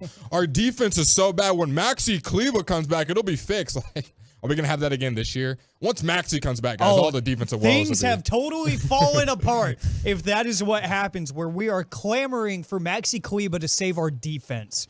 That is when things have gone terribly this season. I just got word that our boy RJ Choppy is at the Mavs game. So shout out RJ. Shout out to RJ and his crew. I know I think he's 8 deep out there with a whole group setting. Yeah. So shout out to RJ and his people, and shout out to CA out there doing his thing. Yeah, CA's fine. He's out there all the time. I mean, I'm hosting with him tomorrow. I got to butter him up, all right? Gotta butter him up. It's so funny seeing him up there yelling. I'm like, this guy thinks he's cool. Yeah, he's clutch. Whenever he knows you're at a Mavs game, he'll come give you hell. It's great. Yeah. Took my buddy Michael to a game last season, and I think he orchestrated one of the Mavs mascots coming up and hitting me with a foam basketball. Sounds like trauma. Yeah, I'm accusing him right now of orchestrating that. I don't know if it actually happened that way, but yeah, I know that they hit me with the old tap on the wrong shoulder. I turned the opposite way, and I got doinked in the head with a foam ball. All right, would you rather that or the mascot? I hate when mascots come up to me. That's like my least favorite thing. I think it's fun. You're a mascot guy? I'm not a mascot guy. I don't have anything against them. You're a mascot guy. I'm not a mascot guy. I just don't have anything. I don't have a vendetta. Because trust me, if you've listened to me long enough, I'm a certified hater. I will put that energy out into the air if I dislike something. I don't actively dislike mascots. Hey, Ross, he's got a king mascot. All right, coming up next on the Get Right, it's sharing time on the Fan. 'Tis the season for a lot of folks to put on holiday weight. Holiday calories definitely count.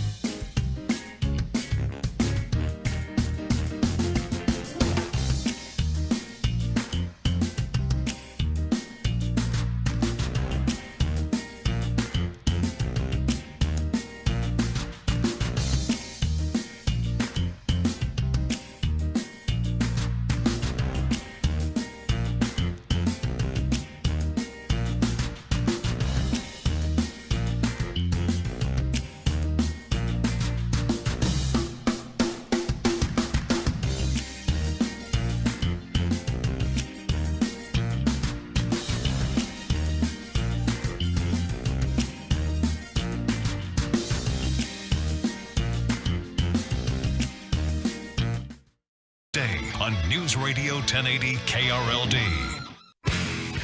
And it's back now to the Get Right here on 105.3 The Fan. The upcoming segment is brought to you by Classic Chevrolet. Classic Chevrolet is leading the way to finish the year #1 in America.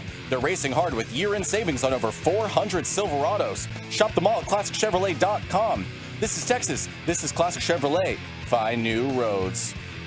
Back here on the Get Right with the Young Guns. My name is Alec Medford. His name is Blake Elliott, the fan phenom. And we've got Ross Lebinsky holding things down for you here for the next hour and change until 11 o'clock. Coming up on the other side, we will get you your headlines, let you know what happened in that Stars and St. Louis Blues game, as well as what happens in the final 2 minutes of the Mavs game as they are up 105-104 as it stands right now with about 2 minutes left in that game. We'll tell you what happens when it goes final on the other side, and you'll hear from Micah Parsons about the officiating or lack thereof in his favor. But right now, it is sharing time. Share.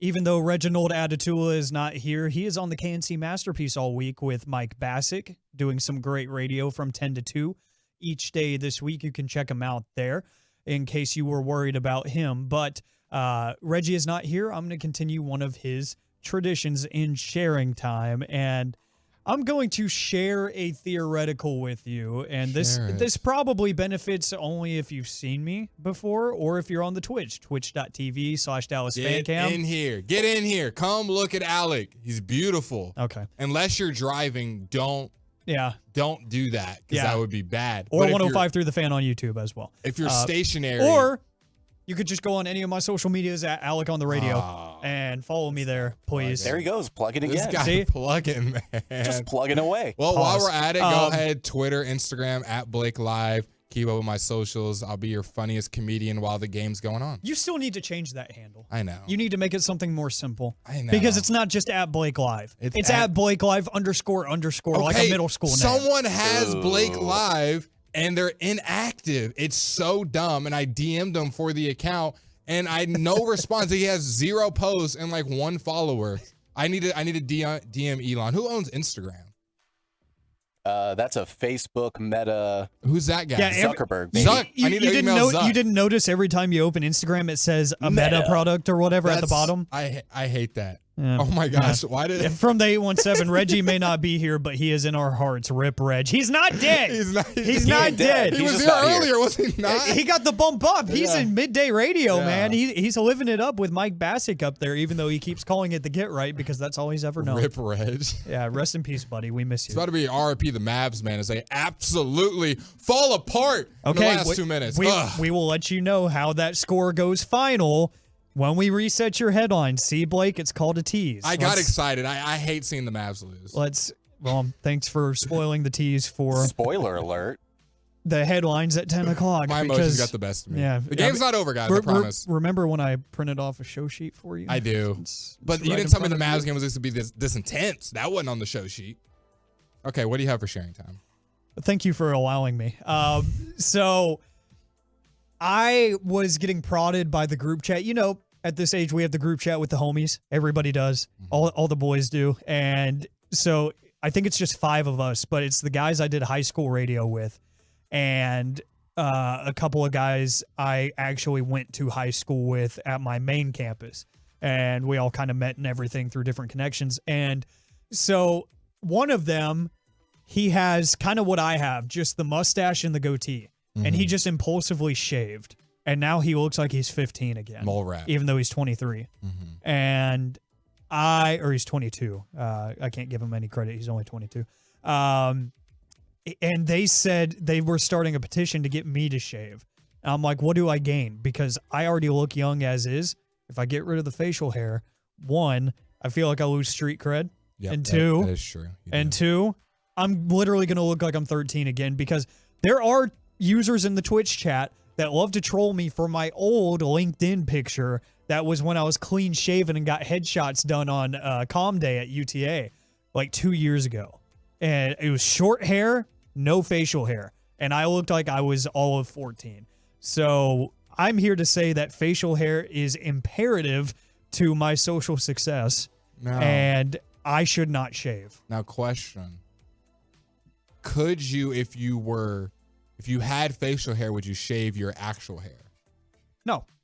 Because I think when people are like, go clean shaven, go bald, whatever, I think that works when you have a full beard, goatee, mustache, whatever it may be.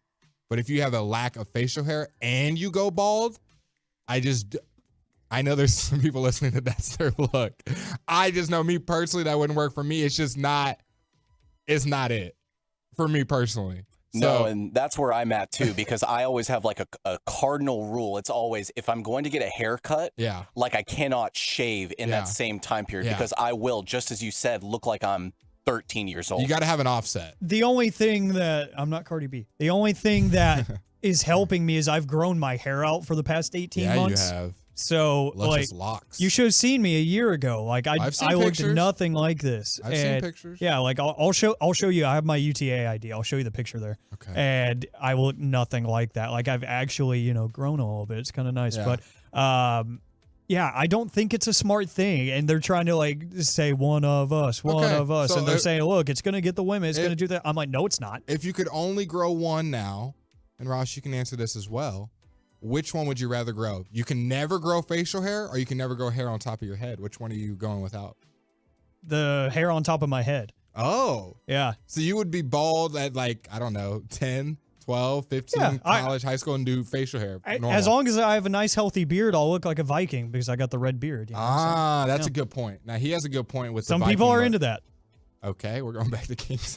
Ross. LMAO. What do you got for us? Some people. No, I mean, I'm kind of in the same boat. I'm just kind of like, I don't know, because I really like having long hair. Like before I came here to the fan, my hair was probably about as long as yours is now, Alec. Is that what the fan's doing to you? Making you lose hair? I was like, all of my like pictures were from like years ago when I had short hair. And so I was like, okay, if I have this picture of me several years ago and I show up with about 12 times the hair, I just didn't think that was a great look. Business move. And then, of course, I show up and I see Alec had, like I said, about as long as hair as me. So I was just like, well, that's luscious locks he has. So I don't know. I lean towards hair just because I can never grow out my facial hair. Okay. But yeah, I feel like I'd go hair. Okay. I feel like the hair on top of the head is a lot of work too. Like it's a lot of maintenance. Like today, I had to wash the hair today, and it took forever. How long does your hair washing take? A good half hour. Half hour? Yeah. Wow. No, legit. When you have longer hair, it takes forever. When I have my hair out of braids or twists or whatever it may be, it takes a good little while. Half hour might be pushing it. I'm more of like a 20-minute guy, but my hair is also not like silky smooth like Go ahead and y'all's. mark where you said, half hour's a little bit too long. He's a 20-minute guy. Respect. Yeah, but no, it's a process now that I've had to learn in the past 18 months or so. What do you have for sharing time, Blake? I'm trying not to get distracted by this Mavs game. I'm not going to say a word because that's it for the 10 o'clock hour, but it is getting literally close. Just go talk for 3 minutes. We take a break, and then we talk all about the Mavs. My sharing time is when it comes to apartment shopping. I need the Tolos, the Twitch chat, the YouTube chat, all y'all to get involved. What's the most annoying thing about shopping for a new apartment? All of it. And yeah, I would say my number, it can be fun, but my number one thing is I am terrible at like making not split second decisions, but like these long-term decisions. And every time I think I've found the apartment, I go on Instagram or Google and I see one that's just a little bit better for a little bit cheaper, or maybe even more money, whatever it may be. And I'm like, I can't sign here because I could have got that one. And I can't do this because I could have got that one. I'm the same way when I was buying a couch, when I was buying a TV. It's just hard for me to be like, because there's always the next best thing with the internet being out there. We have so many resources. So what would you say is like the most annoying thing about apartment shopping? Mine is settling on one place. Anybody? Any takers?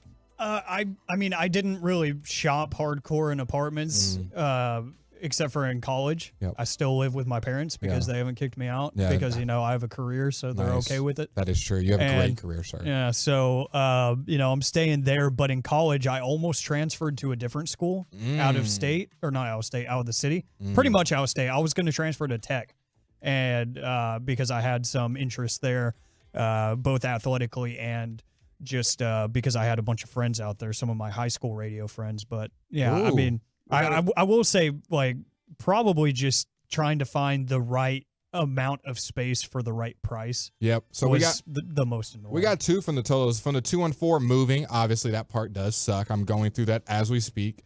And then another one from the 2-4, the hidden fees, trash valet fee, and parking fee. And I know that one. The only thing that's not as annoying is you kind of know all of them are going to have that. So it is what it is, but it is kind of like one thing you can't really get out of. You can't really tell them, oh, I don't want to pay the trash valet fee or parking fee or pest control fee. It's just kind of things that are just added with having an apartment. So yeah. Ross, any ads? Yes, because going back to my first year at UTA, Mav up, bro. So that was when I was 18 turning 19. So since then, I have re-signed on a place. I turned 27. I have re-signed once in 8 years. So I am constantly looking for new places. My biggest thing is you don't know what your living situation is like until you have moved in. So you don't know what the neighbors are, how loud they are, how late they stay up. You don't get the real feel of the environment until you have moved in. So that's kind of my thing, is that because everywhere I've lived, there was always one neighbor who stayed up way too late or got up way too early. Love the neighbors. It happens. Neighbors are the fun part about apartments, though. No, fun is the word. Maybe I got a story I'll tell you about Lubbock during the 1020 segment called AM on the FM. But that's sharing time here with the Get Right on 105.3 The Fan. And coming up next, there's 8 seconds left in regulation between the Mavs and the Cavs. Mavs down 3. How does it end? We'll talk about it next on the Get Right. The Fan continues to grow because of you.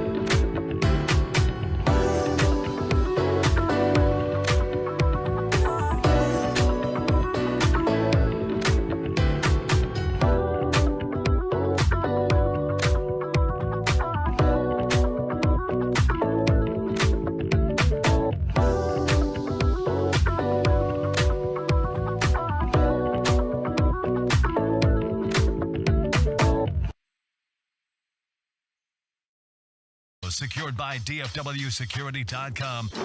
It's time for the Get Right on 105.3 The Fan.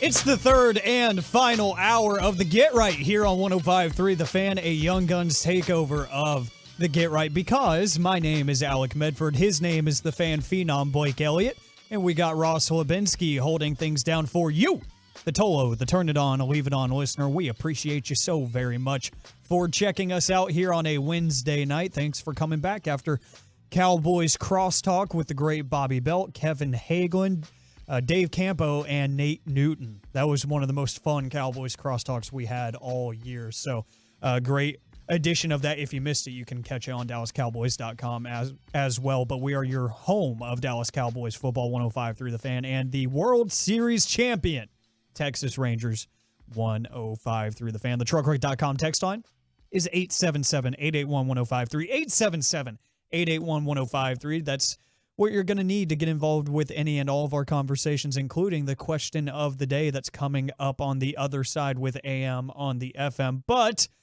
guess what, Blake? What? We can talk about basketball now because it's time for your headlines here on the Get Right. And he's yelling at me, guys. I'm not yelling at him. Not yelling at him. I get excited. You know, he's kind of yelling at you. I'm not yelling at him. I'm He's just still projecting. currently yelling. I'm projecting because this is an audio medium, and we kind of got to speak up so people can hear us. Let's go. Vocal inflections. Thanks up for and that. Down. Hey, I was kind of trying to do that because someone else had asked when are we going to hear Alex sing. Oh, you missed that conversation yesterday. I guess I'm not going to tell you about it. Wow. The You're just Mavs. gonna have to listen to yesterday's episode. Yeah, go to the 105.3 The Fan podcast page. There's the cha-ching for you. Thanks, Ross. Appreciate that plug. They're shameless. Actually, I have no shame. The Mavs have no shame either, as they gave it up in the fourth quarter, and they lose to the Cleveland Cavaliers 113-110. After we were giving them their flowers for holding it together and making some defensive plays, and they just couldn't do it at the end. They did get the ball back with 7 seconds left, and they put the ball in the hands of Luka Doncic, as one would when you have him on your team. But the Cavs did the smart thing. Derek Lively was in the game. He was hanging out underneath the rim, and Blake, you pointed out, they know he's not going to shoot a three-pointer. Yeah. There's no reason to defend him. Yeah. So what did they do? They blitzed Doncic, and he had to hold the ball a little bit too long, flung it out to Seth Curry on the wing. He kind of stumbled while taking a little bit of an errant pass from Doncic, and he just threw up an air ball from the three-point arc, and that is your final score. Despite that, Luka Doncic put up some dumb numbers again. 39 points, 7 rebounds, and 6 assists in 37 minutes. You did see some really timely baskets from Dante Exum. He didn't put up a ton of numbers. He did have 13 and 6 assists, but those shots were made at really important times on some great breakaway action, and then you did see Seth Curry put up 19 of his own. So, again, you're seeing the role-playing guys put up some decent numbers. Luka Doncic doing his thing, but this time the defense just falls apart at the wrong time, and they lose by 3 to a depleted Cavs team. Yeah, at the end of the game, like you said, they blitzed them, and as much as I love Luka, and I think he's a top 3, top 2, maybe even the best player, sometimes he gets a little too much of I'm going to shoot this shot, and he's got to almost know a double team is coming. He kind of got caught by surprise, and then there's 3 seconds left, kind of threw it to Seth Curry, who gets it blocked. But I'm going to tell you why we lost this game, Alec. And obviously, we're no deep dive analysts. We were kind of doing the show. We don't have, but looking at the box score, when you shoot 27% from 3 and get out rebounded by 20, it's a little tough to win a ball game. And this is a Cleveland Cavaliers game without their 2 best players. No Darius Garland, no Donovan Mitchell. And we got Josh Green back for the first time in 12 games. So it should have been a game where Luka played the first half and cruised in the second half and sat out the fourth quarter. But unfortunately, he played a good amount of minutes and had to play to the last play, and we still didn't get with the win. And if you were watching the game live, he was very, very, very heated after that last play went down. It seemed like he was saying some choice words to himself, screaming off. So not a good game from the Mavs. Derek Lively kind of struggled. And yeah, it happens. Not the end of the world. You're going to lose some games, but I think just in kind of the manner they did, up 10 with 5 minutes left against a bad Cavs team right now that's kind of falling off. You want to get those wins. Yeah, and the Mavs need to get those wins quick, and they got to bounce back because they are going to hit the road and play the Minnesota Timberwolves tomorrow So Minnesota. Yeah, that came Minnesota. Out a little weird, but it happens at 10 o'clock. The C4 is starting to wear off. No, I think it's kicking in. No, I think it's starting to wear off is what is That happening. quick? Yeah. You had it an hour ago. I drink a lot of caffeine, so, I'm not Dan Campbell levels of like 7 espresso shots. I've yet to see you bouncing off the walls, though. Like I've seen because you I know how to hype, control myself. But I need to see him like caffeined out, like running around here. Oh, I don't get caffeined out. Like caffeine doesn't do that for me anymore. It just keeps me awake. Oh, yeah. What a chill guy. Really? You don't even get like the vibrates? Nothing? I do. I just don't show it. Oh, he's mastered he's the just built caffeine. different. I've found it out. No, the only thing that still gets me is pre-workout, like straight powder pre-workout. Like cans of C4 doesn't do it for me. Pre-workout, like from a bottle, yeah, that can mess me up a little bit and get me shaking a little bit. But sometimes it's the combination of the music and everything. But I'm yapping. Mavs have the Timberwolves tomorrow at 7 o'clock on the road. A tough back-to-back. After you took a pretty ugly loss. You've had a few of those this season, but you take one tonight, 113-110 against the Cleveland Cavaliers. Well, you want to know what messed me up? What? Seeing my Dallas Stars go down to the St. Louis Blues. You're picking up on this. That's called a segue. I got you. I'm proud of you, Blake. That's why he's a phenom. They fall to the St. Louis Blues, 18-5. The Blues, 20-9. Your Dallas Stars, and they lose 2-1. Roberson being the only one to score. It just feels like with this team, it's a little bit inconsistent. We had that streak of like when Ottinger was kind of that last week of we were giving up 4 or 5 goals a game. Then we'll go on streaks where we're holding opponents to like 2, but then we can't score. It's almost like the Cowboys.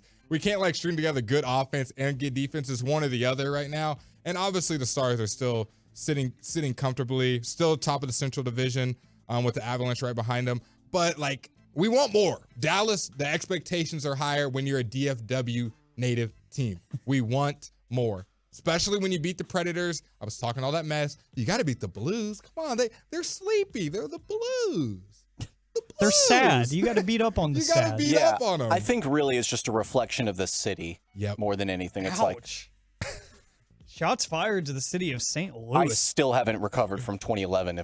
David Freeze. Okay. I'll never forget. Why do we have to bring that up at 10 o'clock? Why did you have to say the name at 10 o'clock? Someone's driving right now and just got like someone just pounded their steering wheel, or they're like laying in bed chilling watching us, and they're just like, I'm wide awake now. There's my Vietnam War flashback. Yeah. So again, 2-1, the Stars lose to the St. Louis Blues, and hey, that rhymed.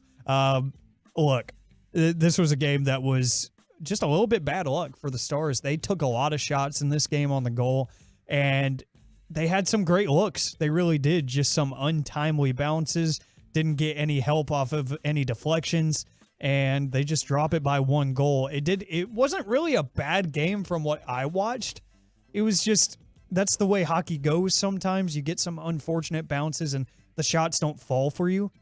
And on the road, I'm not too concerned about it for the Stars, but you did mention they're very streaky and they're very inconsistent. That's the one thing that's irritated me since the start of the season. It felt like they came out of the gates red hot, and it felt like they were just going to be a dominant team, but you remember they play a lot of these games, and it's going to happen, especially we talk about the war of attrition in football. In hockey, it's just as prevalent what they put themselves through. And look, this has been a Stars team that's been pretty beat up too. Speaking of hockey, I remember early in the season, correct me if I'm wrong, I'm not a hockey aficionado. The Sharks aficionado. Would you like to try again? We're going to have to start giving you a word of the day. That's the word I was looking for. In honor of Reg, because apparently someone thinks he's dead. Yeah.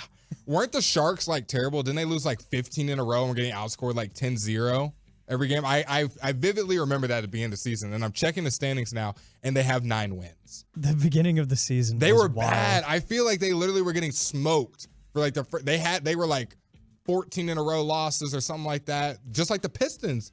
We didn't even. Are we still in the around the NBA? We're in headlines. We can say the Pistons lost 27 in a row. 27, Alec. How bad do you have to be to do that?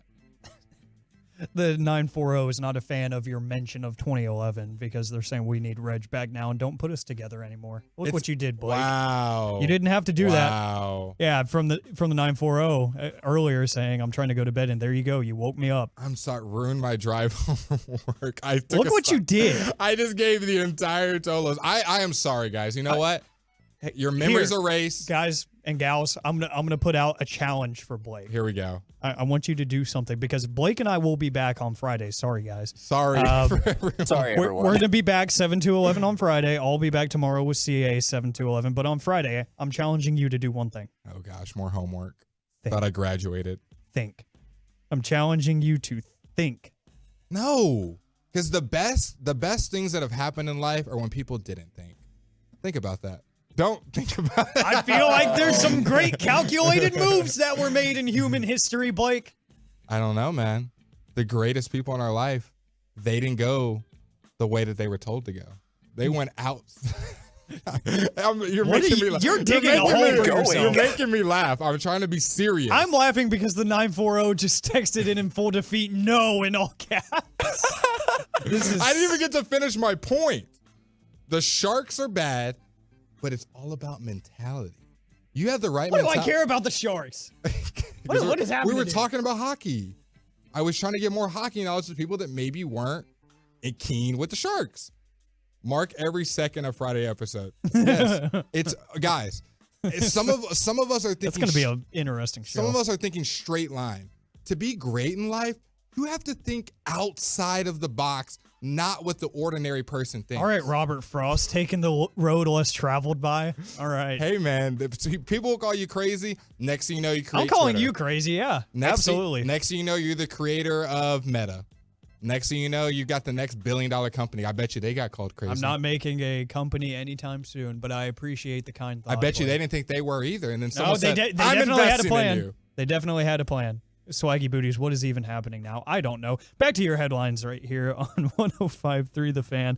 Oh, my gosh. Don't look at the fan tags. Yeah, okay. Yeah, we really need to get back on track. Blake, I told you that Micah Parsons has spoken. Yes. After practice today at the Star in Frisco, I got a call from one 3-time Hall of Famer, and he was like, hey, I'm leaving the Star right now. He's like, you might want to go listen to what Micah said. Some pretty interesting stuff there. So let's run through some of this. Please. I do want to start with, let's go with cut number 8, because Chris actually asked this question. Ooh. Because we had this conversation last night of, do you think the refs don't really account for Micah Parsons' speed, as he's a 4.3 40 kind of guy? And do you think that maybe they need to start realizing that, you know, he's getting held quicker and faster because of the speed, and he's still getting to the quarterback at the end of the play? So maybe the officials aren't really seeing that. So Micah was asked by Chris Arnold, do you think that the referees need to account for your speed when looking for those infractions? Yeah, to be honest, in the most humblest way ever, I don't think there's another rusher like me in the league. I don't think there's a rusher that wins as quick as I do. There's not a rusher that, you know, do the things that I do. And I mean, that's on tape, and I'm pretty sure other rushers can tell you that, or whoever. So I don't think they don't put me on, they put me on the same pedestal as other rushers, and we're just all not the same. You can't compare me to a lot of other rushers at all, and how they scheme me versus how they scheme other rushers is just not even the same. So I don't think they take that into effect at all, and I don't think they realize, you know, I'm 4'3" coming off the edge versus, you know, some dudes might be 4'4", 4'5", whatever. But because of that, do you think that they're unintentionally refereeing you differently because they don't understand that? Yeah, I definitely think. I think the refs understand I'm a good player, but they don't understand the actual plays that I can make with my speed and what I can control. He's right on the. He hit it right on the nail. He hit it right on the nail. Obviously, there's a lot of good pass rushers in this league. And I'm not saying Micah's just flat out better than everyone that's ever played, but Micah is different. I'm saying that different because put out by Zebra Technology, all 8 pressures by Cowboys edge Micah Parsons came under 2.5 seconds, an average of 1.95. So he is getting to the quarterback quicker than these refs are used to calling these games. And the crazy thing is we have inconsistency with refs. We have some refs that will call one thing, then you get another group that's going to call another thing. So the players are the ones that get dealt the bad hand with that. Because you might have a ref that's, okay, I'm letting them play. Oh, this ref, he's going to call it a little bit more tight. The unfortunate thing is, what has it been? It's been since I think the Chargers game or something, since he's gotten a holding call. He does not, and you cannot tell me the guy that gets double teamed more than anyone in the NFL the guy that has the number 1 pass rush win rate, the guy that's top in pressures, hasn't gotten a holding call. Not one. But some of these guys that are no-name guys rushing off the edge, they're getting holding calls. So I think Micah has a point in it. And let's just call it what it is, Alec. When you're losing, nobody wants to hear you complain. No one wants to hear you say stuff. Now, if they're winning and he says this, everyone's, yeah, he needs to get his respect. But as soon as you're losing, nobody wants to hear it. So Micah's still right. It might not be the right time to hear it, though. I think a lot of people are on his side right now, though, honestly, because you saw it during the game. And like I said it last night, I'll say it again. Literally, if you Google Micah Parsons and you hit images, one of the first ones you'll see is from the Dolphins game where he's getting blocked by 2 offensive linemen. One of them literally has a hand up on the chin strap, and the other one has got a nice grip right on the numbers on the front of Micah Parsons' jersey. There's a lot of people that have been circulating that picture among others, but yeah, I think I think right now it's a little bit more warranted because of the losses, because I think we're seeing it in real time and people are saying those are plays that could impact the game a lot more. Mm-hmm. And another great question asked, this will be cut number 9, Ross. The question was posed, do you think the amount of conversation that we as the media are kind of surrounding this topic with, and the conversation that you are putting into the world through your podcast and through the media, do you think that conversation around the topic has caused the lack of calls? Maybe. I definitely think it's a lot of biased things going on across the league on who they want to call things on and how they call it or when they call it. It's definitely been very biased, and I think if you look at all the games across the league, not even just the Cowboys, it's very shown of what they're willing to call and what they don't want to call, you know. And I think they should just have a long conversation on that this offseason. I think it's something they should definitely look at. I mean, the film's out there, so it's not like it's not something they can't go and look at. All the games is recorded. I'm pretty sure every team would send it in, but I definitely think it's something to look at. And also, I think a lot of these calls should be replayable, right? I think they should be challenged. Because I think people don't realize some of these flags is really game-changing plays. These is continuing drives on things that shouldn't be called. Back-to-back weeks where there's been touchdowns off of roughing the passer for us, you know, that continued drives or which led to points, or, you know, unnecessary roughness on receivers, or just whatever the thing. I think these should be challenged. The same way they review to see if it is a play, they should review it. The flag is not the same. So, you know, I definitely think it's some things that should be pulled to light during this offseason. There you have it. Micah Parsons wants to see these things reviewed by the league in the offseason and put some emphasis on how to officiate these different things. You heard it here first from the Lion himself. He's not happy about it, but he was very smart in his wording, very calculated. Wasn't anything fiery, but he knows it, he hears it, and he is ready for change. It's the Get Right here on 105.3 The Fan. The Young Guns taking over, Alec Medford and Blake Elliott, the Fan Phenom. And coming up next, it's time for AM on the FM, where we've got a wild 14-leg parlay that hit in the NFL, mind-reading AI, and more coming up next on The Fan. Keep the volume turned up all day and night. And thanks for being...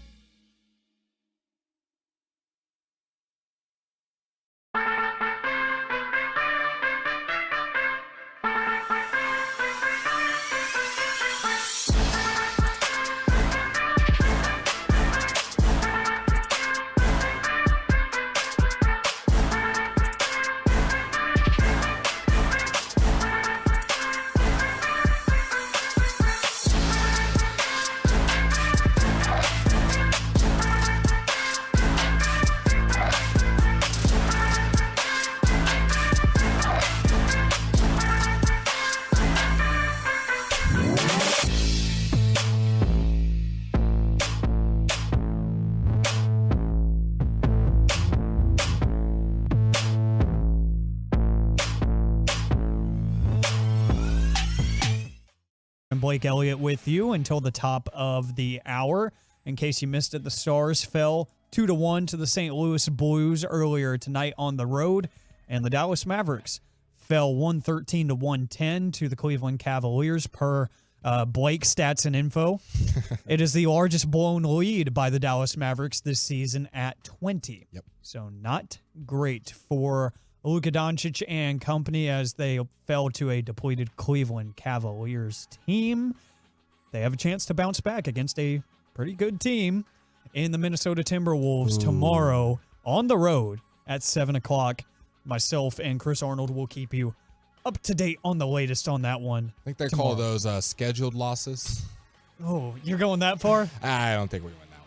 I don't think we win, but I don't know if I'll say it's a scheduled loss either. But they kind of do have our number. I'll give you that. Yeah. And hopefully Lively plays better. You know, it can be a good learning curve. That's the good thing about the NBA. There's learning curves within the season. It's not like the NFL where every game is like the sky's falling. Tis true. Swaggy Booties on the Twitch chat earlier said, love getting this advice about you trying to say, you know, how I don't even remember what you were saying. You were just yapping, bro. I was yapping. Swaggy Booty said, loving getting this advice from someone having trouble shopping for apartments. Yep. It's time for AM on the FM. Dun, dun, dun. What is this button? I guess we'll get the intro here in a minute. We're getting a new one right there. Hey. The truckwreck.com text line is 877-881-1053. 877-881-1053 to get involved with the conversation and to answer the question of the day, because it is time for AM on the FM. What does this button do? Please, do not push the button. You have no idea what it...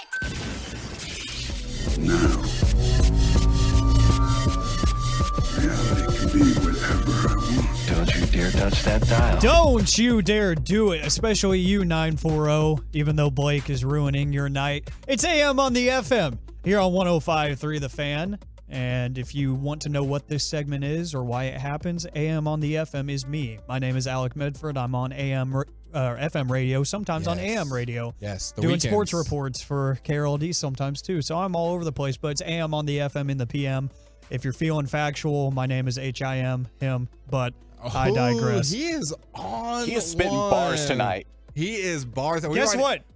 If you listen to my podcast, you would hear that a lot more. AM on the FM, wherever you get your podcasts. We might have to stay in the studio after, lay some bars down. The mic's already hot, man. How about no? I'm tired. I'm going to go to bed. Guys. But I do have a great new recording setup at home, so maybe that's a thing that could happen. 877-881-1053.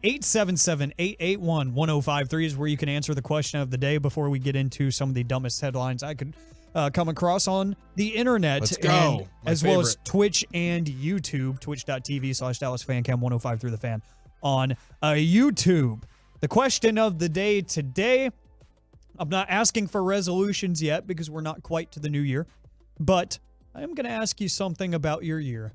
What is the one thing you are most proud of this year? 877-881-1053. It can be an accomplishment. Do you want me to be like sappy, or do you want me to be like funny? Because I can go. Answer the question. I can go either route. No, just answer the question. However you want to answer it. Because I feel like you're asking this in like a mild manner one, and I could get like real sappy and kind of change the demeanor. Mine's gonna be honest. I'm not gonna say that my hair is beautiful. Like, I'm not gonna do anything dumb. Well, I have a lot to be grateful for, but I don't want to. I'll be quick. What is the one thing you are most proud of? I'm not asking what you're grateful for. Okay, I'm asking what is the one thing you are the most proud of that has to do with your life this year? Maybe an accomplishment. No, I got it. Maybe a purchase you made. No, none of that. Nothing material. Definitely my resilience. It's been a real tough year. Losing my grandpa, losing one of my best friends, graduating college. So just kind of like the trials and tribulations that's been put before me, and being able to still kind of push through that, and then obviously getting to work here. So being behind the 8 ball, having some stuff not go my way, losing some hard people, and not kind of letting that get me in a rut, and kind of pushing through and getting to where we are. So that would be the thing that I'm most proud of, my support system.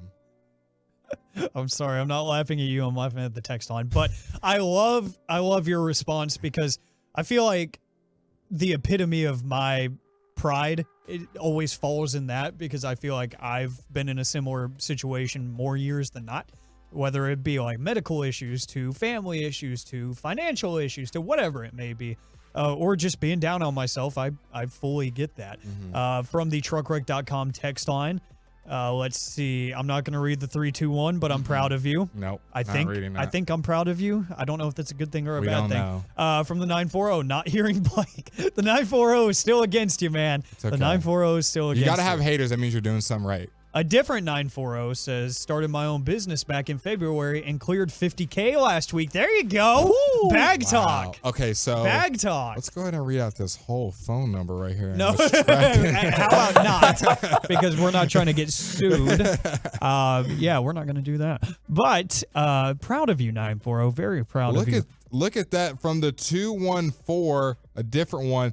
10-year marriage anniversary. I hope one day I can share the same comment as you. That's a W in the chat, in the Twitch, YouTube text line. That's amazing right there. Ross, what are you most proud of in 2023?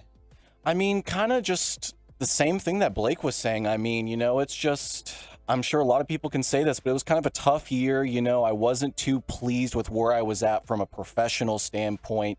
And I was just really worried I wasn't going to be able to keep doing what I love and being in the sports entertainment industry. So when the fan came knocking, what is it, like 6 months ago at this point, I was just ecstatic. I was thrilled to be able to be here, work with y'all, and then not only that, work for the Cowboys, work for the World Series champion Texas Rangers. I mean, it's honestly been so surreal. It really has. So, yeah, pretty much the same. Yeah, we got a pretty sweet gig, if you ask me. Yeah, we know. I'm trying to think, like, how to pinpoint one exact thing for me.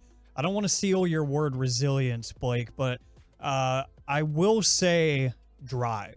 I feel like this has been the year that I've been the most locked in on what I enjoy and what I do. And it's kind of scary how excited I am for 2024 because it feels like going into the new year, I have a lot more nerves than I do excitement. Not necessarily bad nerves. Some can be bad, but it's like, I don't know how it's going to pan out. I've got plans for 2024. Talk to me. And I've got ideas that aren't fully formed, but I hope to be soon. And I've got, just all kinds of different things kind of flying through my head and visions of what 2024 is going to look like. That mind is moving. Yeah, and 30 for 30 coming soon. So would you say it's safe to say that COVID's over, but Alec Medford is still locked in? Yeah, I'd say I'm now locked in. I'm now locked in because I feel like during the pandemic I was not, but I don't think much of anyone was. But yeah, I think I'm gonna I think this is going to be the year that I'll be even more locked in than this year. So I'm just got to keep a pound after pound, brick after brick, stacking wood. I think it was graduating college. Really just a hurdle off your back. Yeah, it's like the weight is gone, and now I feel like I have full creative freedom of where I want to go next. See, this is the thing that people, if you haven't been to college, I'm sure most of y'all have, whatever. When you're in college, it is so hard in your free time to do something other than work.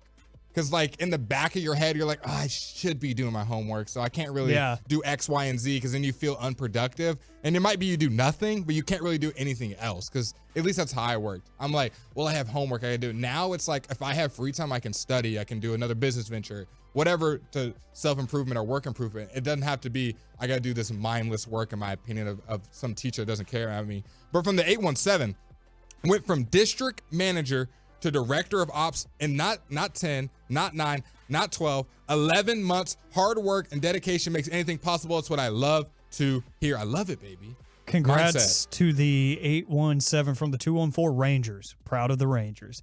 Amen, brother. It still feels surreal. Sometimes I got to go back to my Instagram and look at the parade pictures. Just be like, that really happened. I do the same with highlight videos. I'm like, wait, that really happened, and I worked that night too. So it's all just like an amazing blur. Yeah, I can't hear Nadell's call enough of the final out. Josh You're Force. Not dreaming. Yeah, it's just amazing. I don't think he sounds like that, but I didn't even want to try to do his voice because it's so legendary. So I was just doing my own rendition. What do we think? I like how this? you pitched up like 6 because octaves. I can't do it. He has a legendary voice. From the 940, I'm proud of my dedication to my golf game as well. Lowered my score by 10 to 15 strokes, nice, without taking golf lessons. I now shoot in the mid-90s. I don't really know golf that well. I've been once or twice. Love it, but I could not tell you what a good score is. Can anyone tell me what a good score is? I don't know that that's like a great score, Hey, but with like no 72. lessons, Back it up. I think back it that's up. pretty good. He's a Tolo. That's a great score. That's a great score. You're right. Okay. You're right. Okay. But without lessons, yeah, that's Yeah, impressive. Without for lessons, sure. any too, score take it- is a great Take it score. into consideration. Come on, getting engaged from the No. 479. That's what I'm talking about. That boy's moving up in life. Trust me, a great score is very different than a good score in golf. What do you shoot, So Alec? I don't shoot. I don't play golf anymore. When have you ever been? Yes. Once? Have you done 18 before? Yes. And what'd you have? I played all the time in intermediate school. And what was your like average score? We're not going to talk about it. Yeah, congrats on the engagement, 479. Very happy for you. I'm going to read this one because I think it's positive. From the 469. You cats are cookies and cream. Black and white that mixes that work. What? I'm not black. Like everyone that just listens like, nah, I'm messing with y'all. Oh, man. No, we're Pull not- up the Twitch and you can see that Blake is a habitual liar. Okay, we're not even really full cookies and cream though, because I'm half black. So we're Okay, but still, no, we're there's that mixture. We're 75% cream. You didn't have to. Okay. 25% Okay. cookies. We're moving on from that because you took that from an awful place. No, I love the sentiment. I get it. No, stop And talking about it. I teased that scientists have created mind-reading AI that works without invasive implants. That's kind of terrifying, right? So the new AI technology called DeWave only requires its users to wear a snug-fitting cap to turn their silent thoughts into text. So That's scary. That's literally scary. Your you just thoughts into text while you're dreaming or while you're awake or both? both. Oh no. Literally. Oh So no. it's created by researchers from the Graphene X UTS Human-Centric Artificial Intelligence Center at the University of Technology in Sydney, Australia. It's a portable AI system that could be a momentous breakthrough for people that are unable to speak due to illness or injury. It could also be used to assist people to direct machines like bionic arms or robots, according to Science Alert. I don't want anything to do with AI. It's scaring me now. Because look, this is my thing, Alec. Tell me if I'm wrong. You can literally say, Blake, shut up. Blake, shut up. Are we to the point? You teed him up for it. You teed me up. Stop throwing me softballs. Are we to the point where AI is getting scary? Are we like already there? We've been there. Or is it happening? Are we already there? We've been there. It's like, just I think we're getting to the point where it's kind of, remember the movie House? Yeah. The Disney movie where Yeah. things are taking over. We're kind of getting to that point where it's replacing jobs. They're talking for us.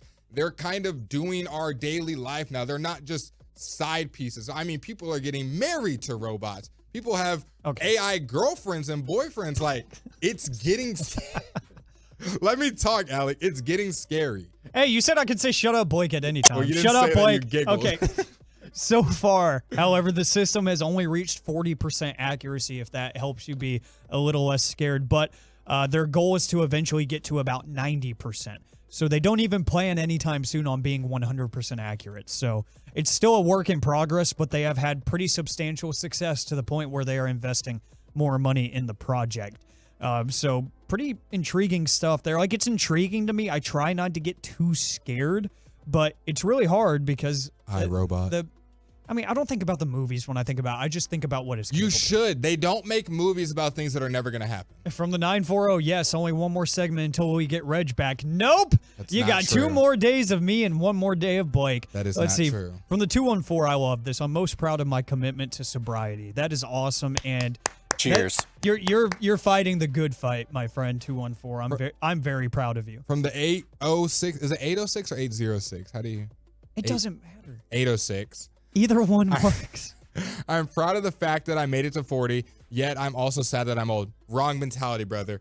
Proud that you made it to 40 because there are plenty of people in this life that didn't even make it to 40, so you should be happy you're alive, Yeah. happy you're able to text and listen and Tolo, and you listen to the best radio station, the DFW, and you're living and breathing. Feel good, brother. From the 682, hell no, the mind police are coming. I think it was that about the AI? Yeah. The robot? Yeah. Okay. I was making sure I Absolutely. didn't say anything. Yeah. That was mind related. You said a lot of things today. That's what happens when you host radio shows, Blake. That is very True. You know what happens when you host radio shows is you get to talk about this, good Lord, this NFL 14-leg touchdown parlay that hit on Christian McCaffrey's I think it's score. fake. I think it's fake. It's not. I think it's fake. It's not fake. There Why are you wasn't just saying there it? wasn't a comma in between Alvin Kamara and one other player, and it threw me off. I can't remember which player it was. Blake, shut up. There wasn't a comma. You gave me that. You gave me the right to do it, so I'm saying it. So it should be impossible, basically impossible, to hit a 14-leg parlay, right? Oh, not for this DraftKings Sportsbook user who experienced a Christmas miracle on Monday. The bettor put together an out-of-this-world 14-leg anytime touchdown parlay for Week 16 and entered Monday's 3-game slate, needing just 3 players to score.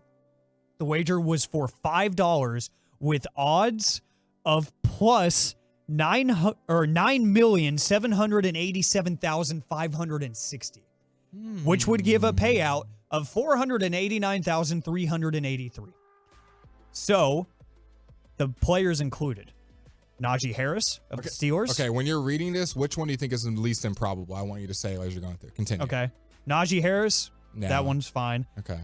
Gabe Davis of the Buffalo Bills. That's real risky. Against the Chargers? No. He's so hit or miss. Against the Chargers? The Detroit Lions, Jahmyr Gibbs. That's money. That's money. DK Metcalf. Money. Cleveland Browns, Jerome Ford. I'd say that's money. He's their starter now. He's pretty solid. Fair enough. The Washington Commanders, Chris Rodriguez Jr. All right now. Yeah, All that right one had now. me when I saw that. I was like, now wait. we're seeing into the future. Third eye open for sure. The Indianapolis Colts, Jonathan Taylor. Makes sense. Atlanta Falcons, Calvin Ridley. Yep. Atlanta Falcons, Calvin Ridley. Jaguars. Jaguars. I was like, this is off of Fox Sports, Okay. so.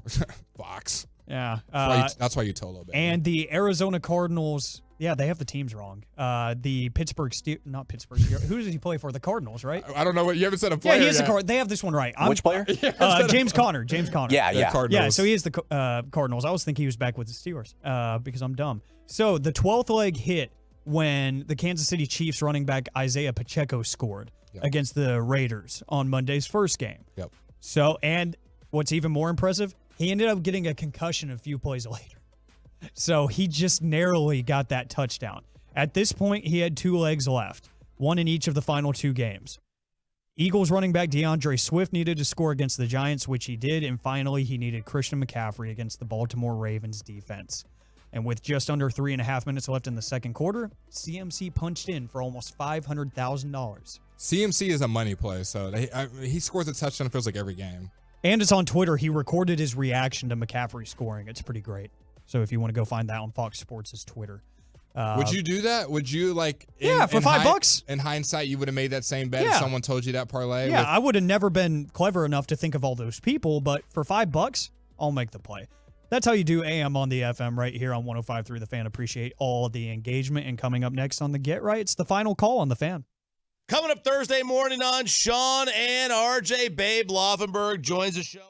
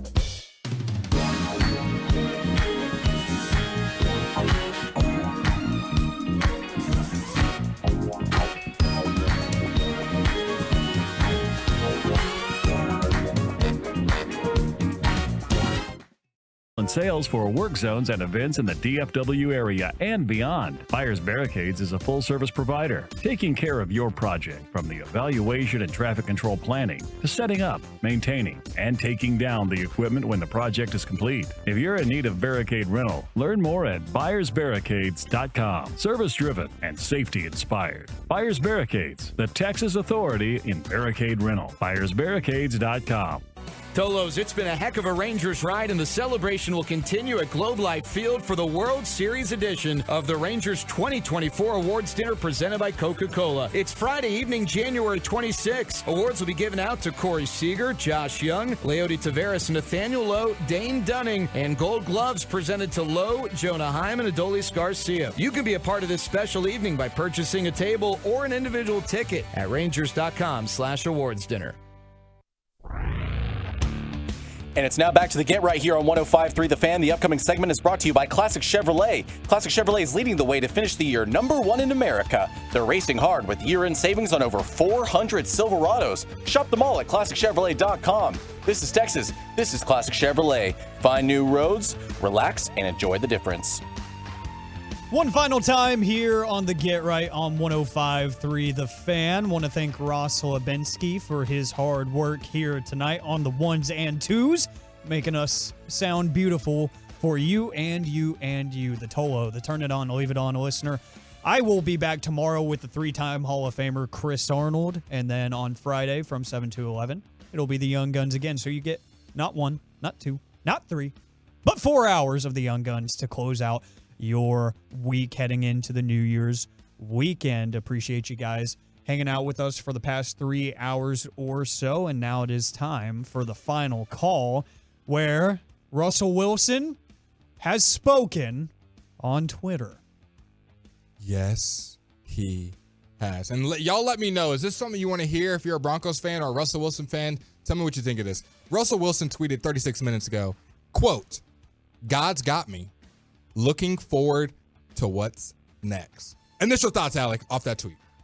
It's the most Russell Wilson-ass tweet I've ever seen in my life. I know. I was about to say you beat me by 1 second. Look, I mean, I told you earlier when we actually went in depth about that around the NFL, which if you missed that, you can check out the 105.3 The Fan podcast page or rewind on the Odyssey app. But Russell Wilson is a very copy and paste person. He's very much a robot, but I feel bad for him. I really, really do. I've slandered him for years now, and because I think he is a robot, and I think he is a selfish robot. You know, whenever he like stole money from his own charity or whatever that happened. You know, all the daggers.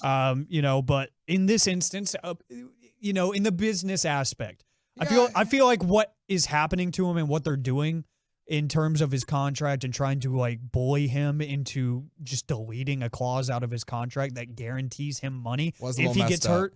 That's just lame. I just think we sometimes, I even forget this. Sean Payton wasn't there when this deal was made. So this isn't his guy. And look, we know Sean Payton loves to have a firm grip on player personnel and transactions and whatever, you know, so we knew that if this didn't go well, something would happen, right? But I just totally forgot that he has a full no trade clause, which would make getting him out of there that much more difficult. So, yeah, it makes sense that they're just going to cut him now. But it was such a mishandling by the organization. There's no class, and the fact that Sean Payton tried to butter it up today when he was talking to the media as a gameplay decision, Russ hasn't played that bad. He hasn't been great, but he hasn't played middle that of the pack, bad. above average, I'd even say, kind of like an upper middle of the pack guy. Yeah, and his quote was that they needed a spark. And he said, sometimes you got to make tough decisions in football. Sometimes you don't make the right decision. Well, hell yeah, this is the wrong decision. I just think the most interesting part about this is this is the day and age we live in. If this would have happened 30 years ago, it wouldn't have gone down like this. Like how fast things went. We went from a couple weeks ago, they were on a 5-game winning streak. Everyone's Russ is cooking, Russ is back, Sean Payton this, maybe it's working. Then even though they lose some games, no one was really like whatever. They weren't really, because they were still in the hunt. And then it was the report came out this morning that he's going to get benched out of nowhere. Literally no one saw that coming. Everyone was confused. And then it went from, he's going to get benched, but then they'll figure it out. Then it went to he might get cut. And then it went to he's getting cut. Then it went to Russell literally pretty much saying, I'll see what's going to happen next. Like, he's done with the team. So, like, in a couple hours, in one day, 12 hours, that entire franchise has changed. And obviously a lot of stuff was happening behind the scenes, but to the public eye at least. Shout out to Texas A&M Aggies fans. You are down 31-20 against the Oklahoma State Cowboys in their bowl matchup with about 9 minutes left in that game. So if you are concerned about what's happening in Aggie land, not great things right now. Have not had it on the TVs here in the studio, so not too sure what's going on. But the Aggies were driving last I saw, and right now they don't have the ball in their hands, but they did score on their last possession. So shout out to the Aggie fans. Blake, do you want to laugh? Of course. Well, let's laugh because cut number one, I was scrolling on TikTok as one 22-year-old does when he is bored, and I saw a post from the Tampa Bay Buccaneers organization's page, and it was a mic'd up video, and it was one of their offensive linemen, Luke Godecki.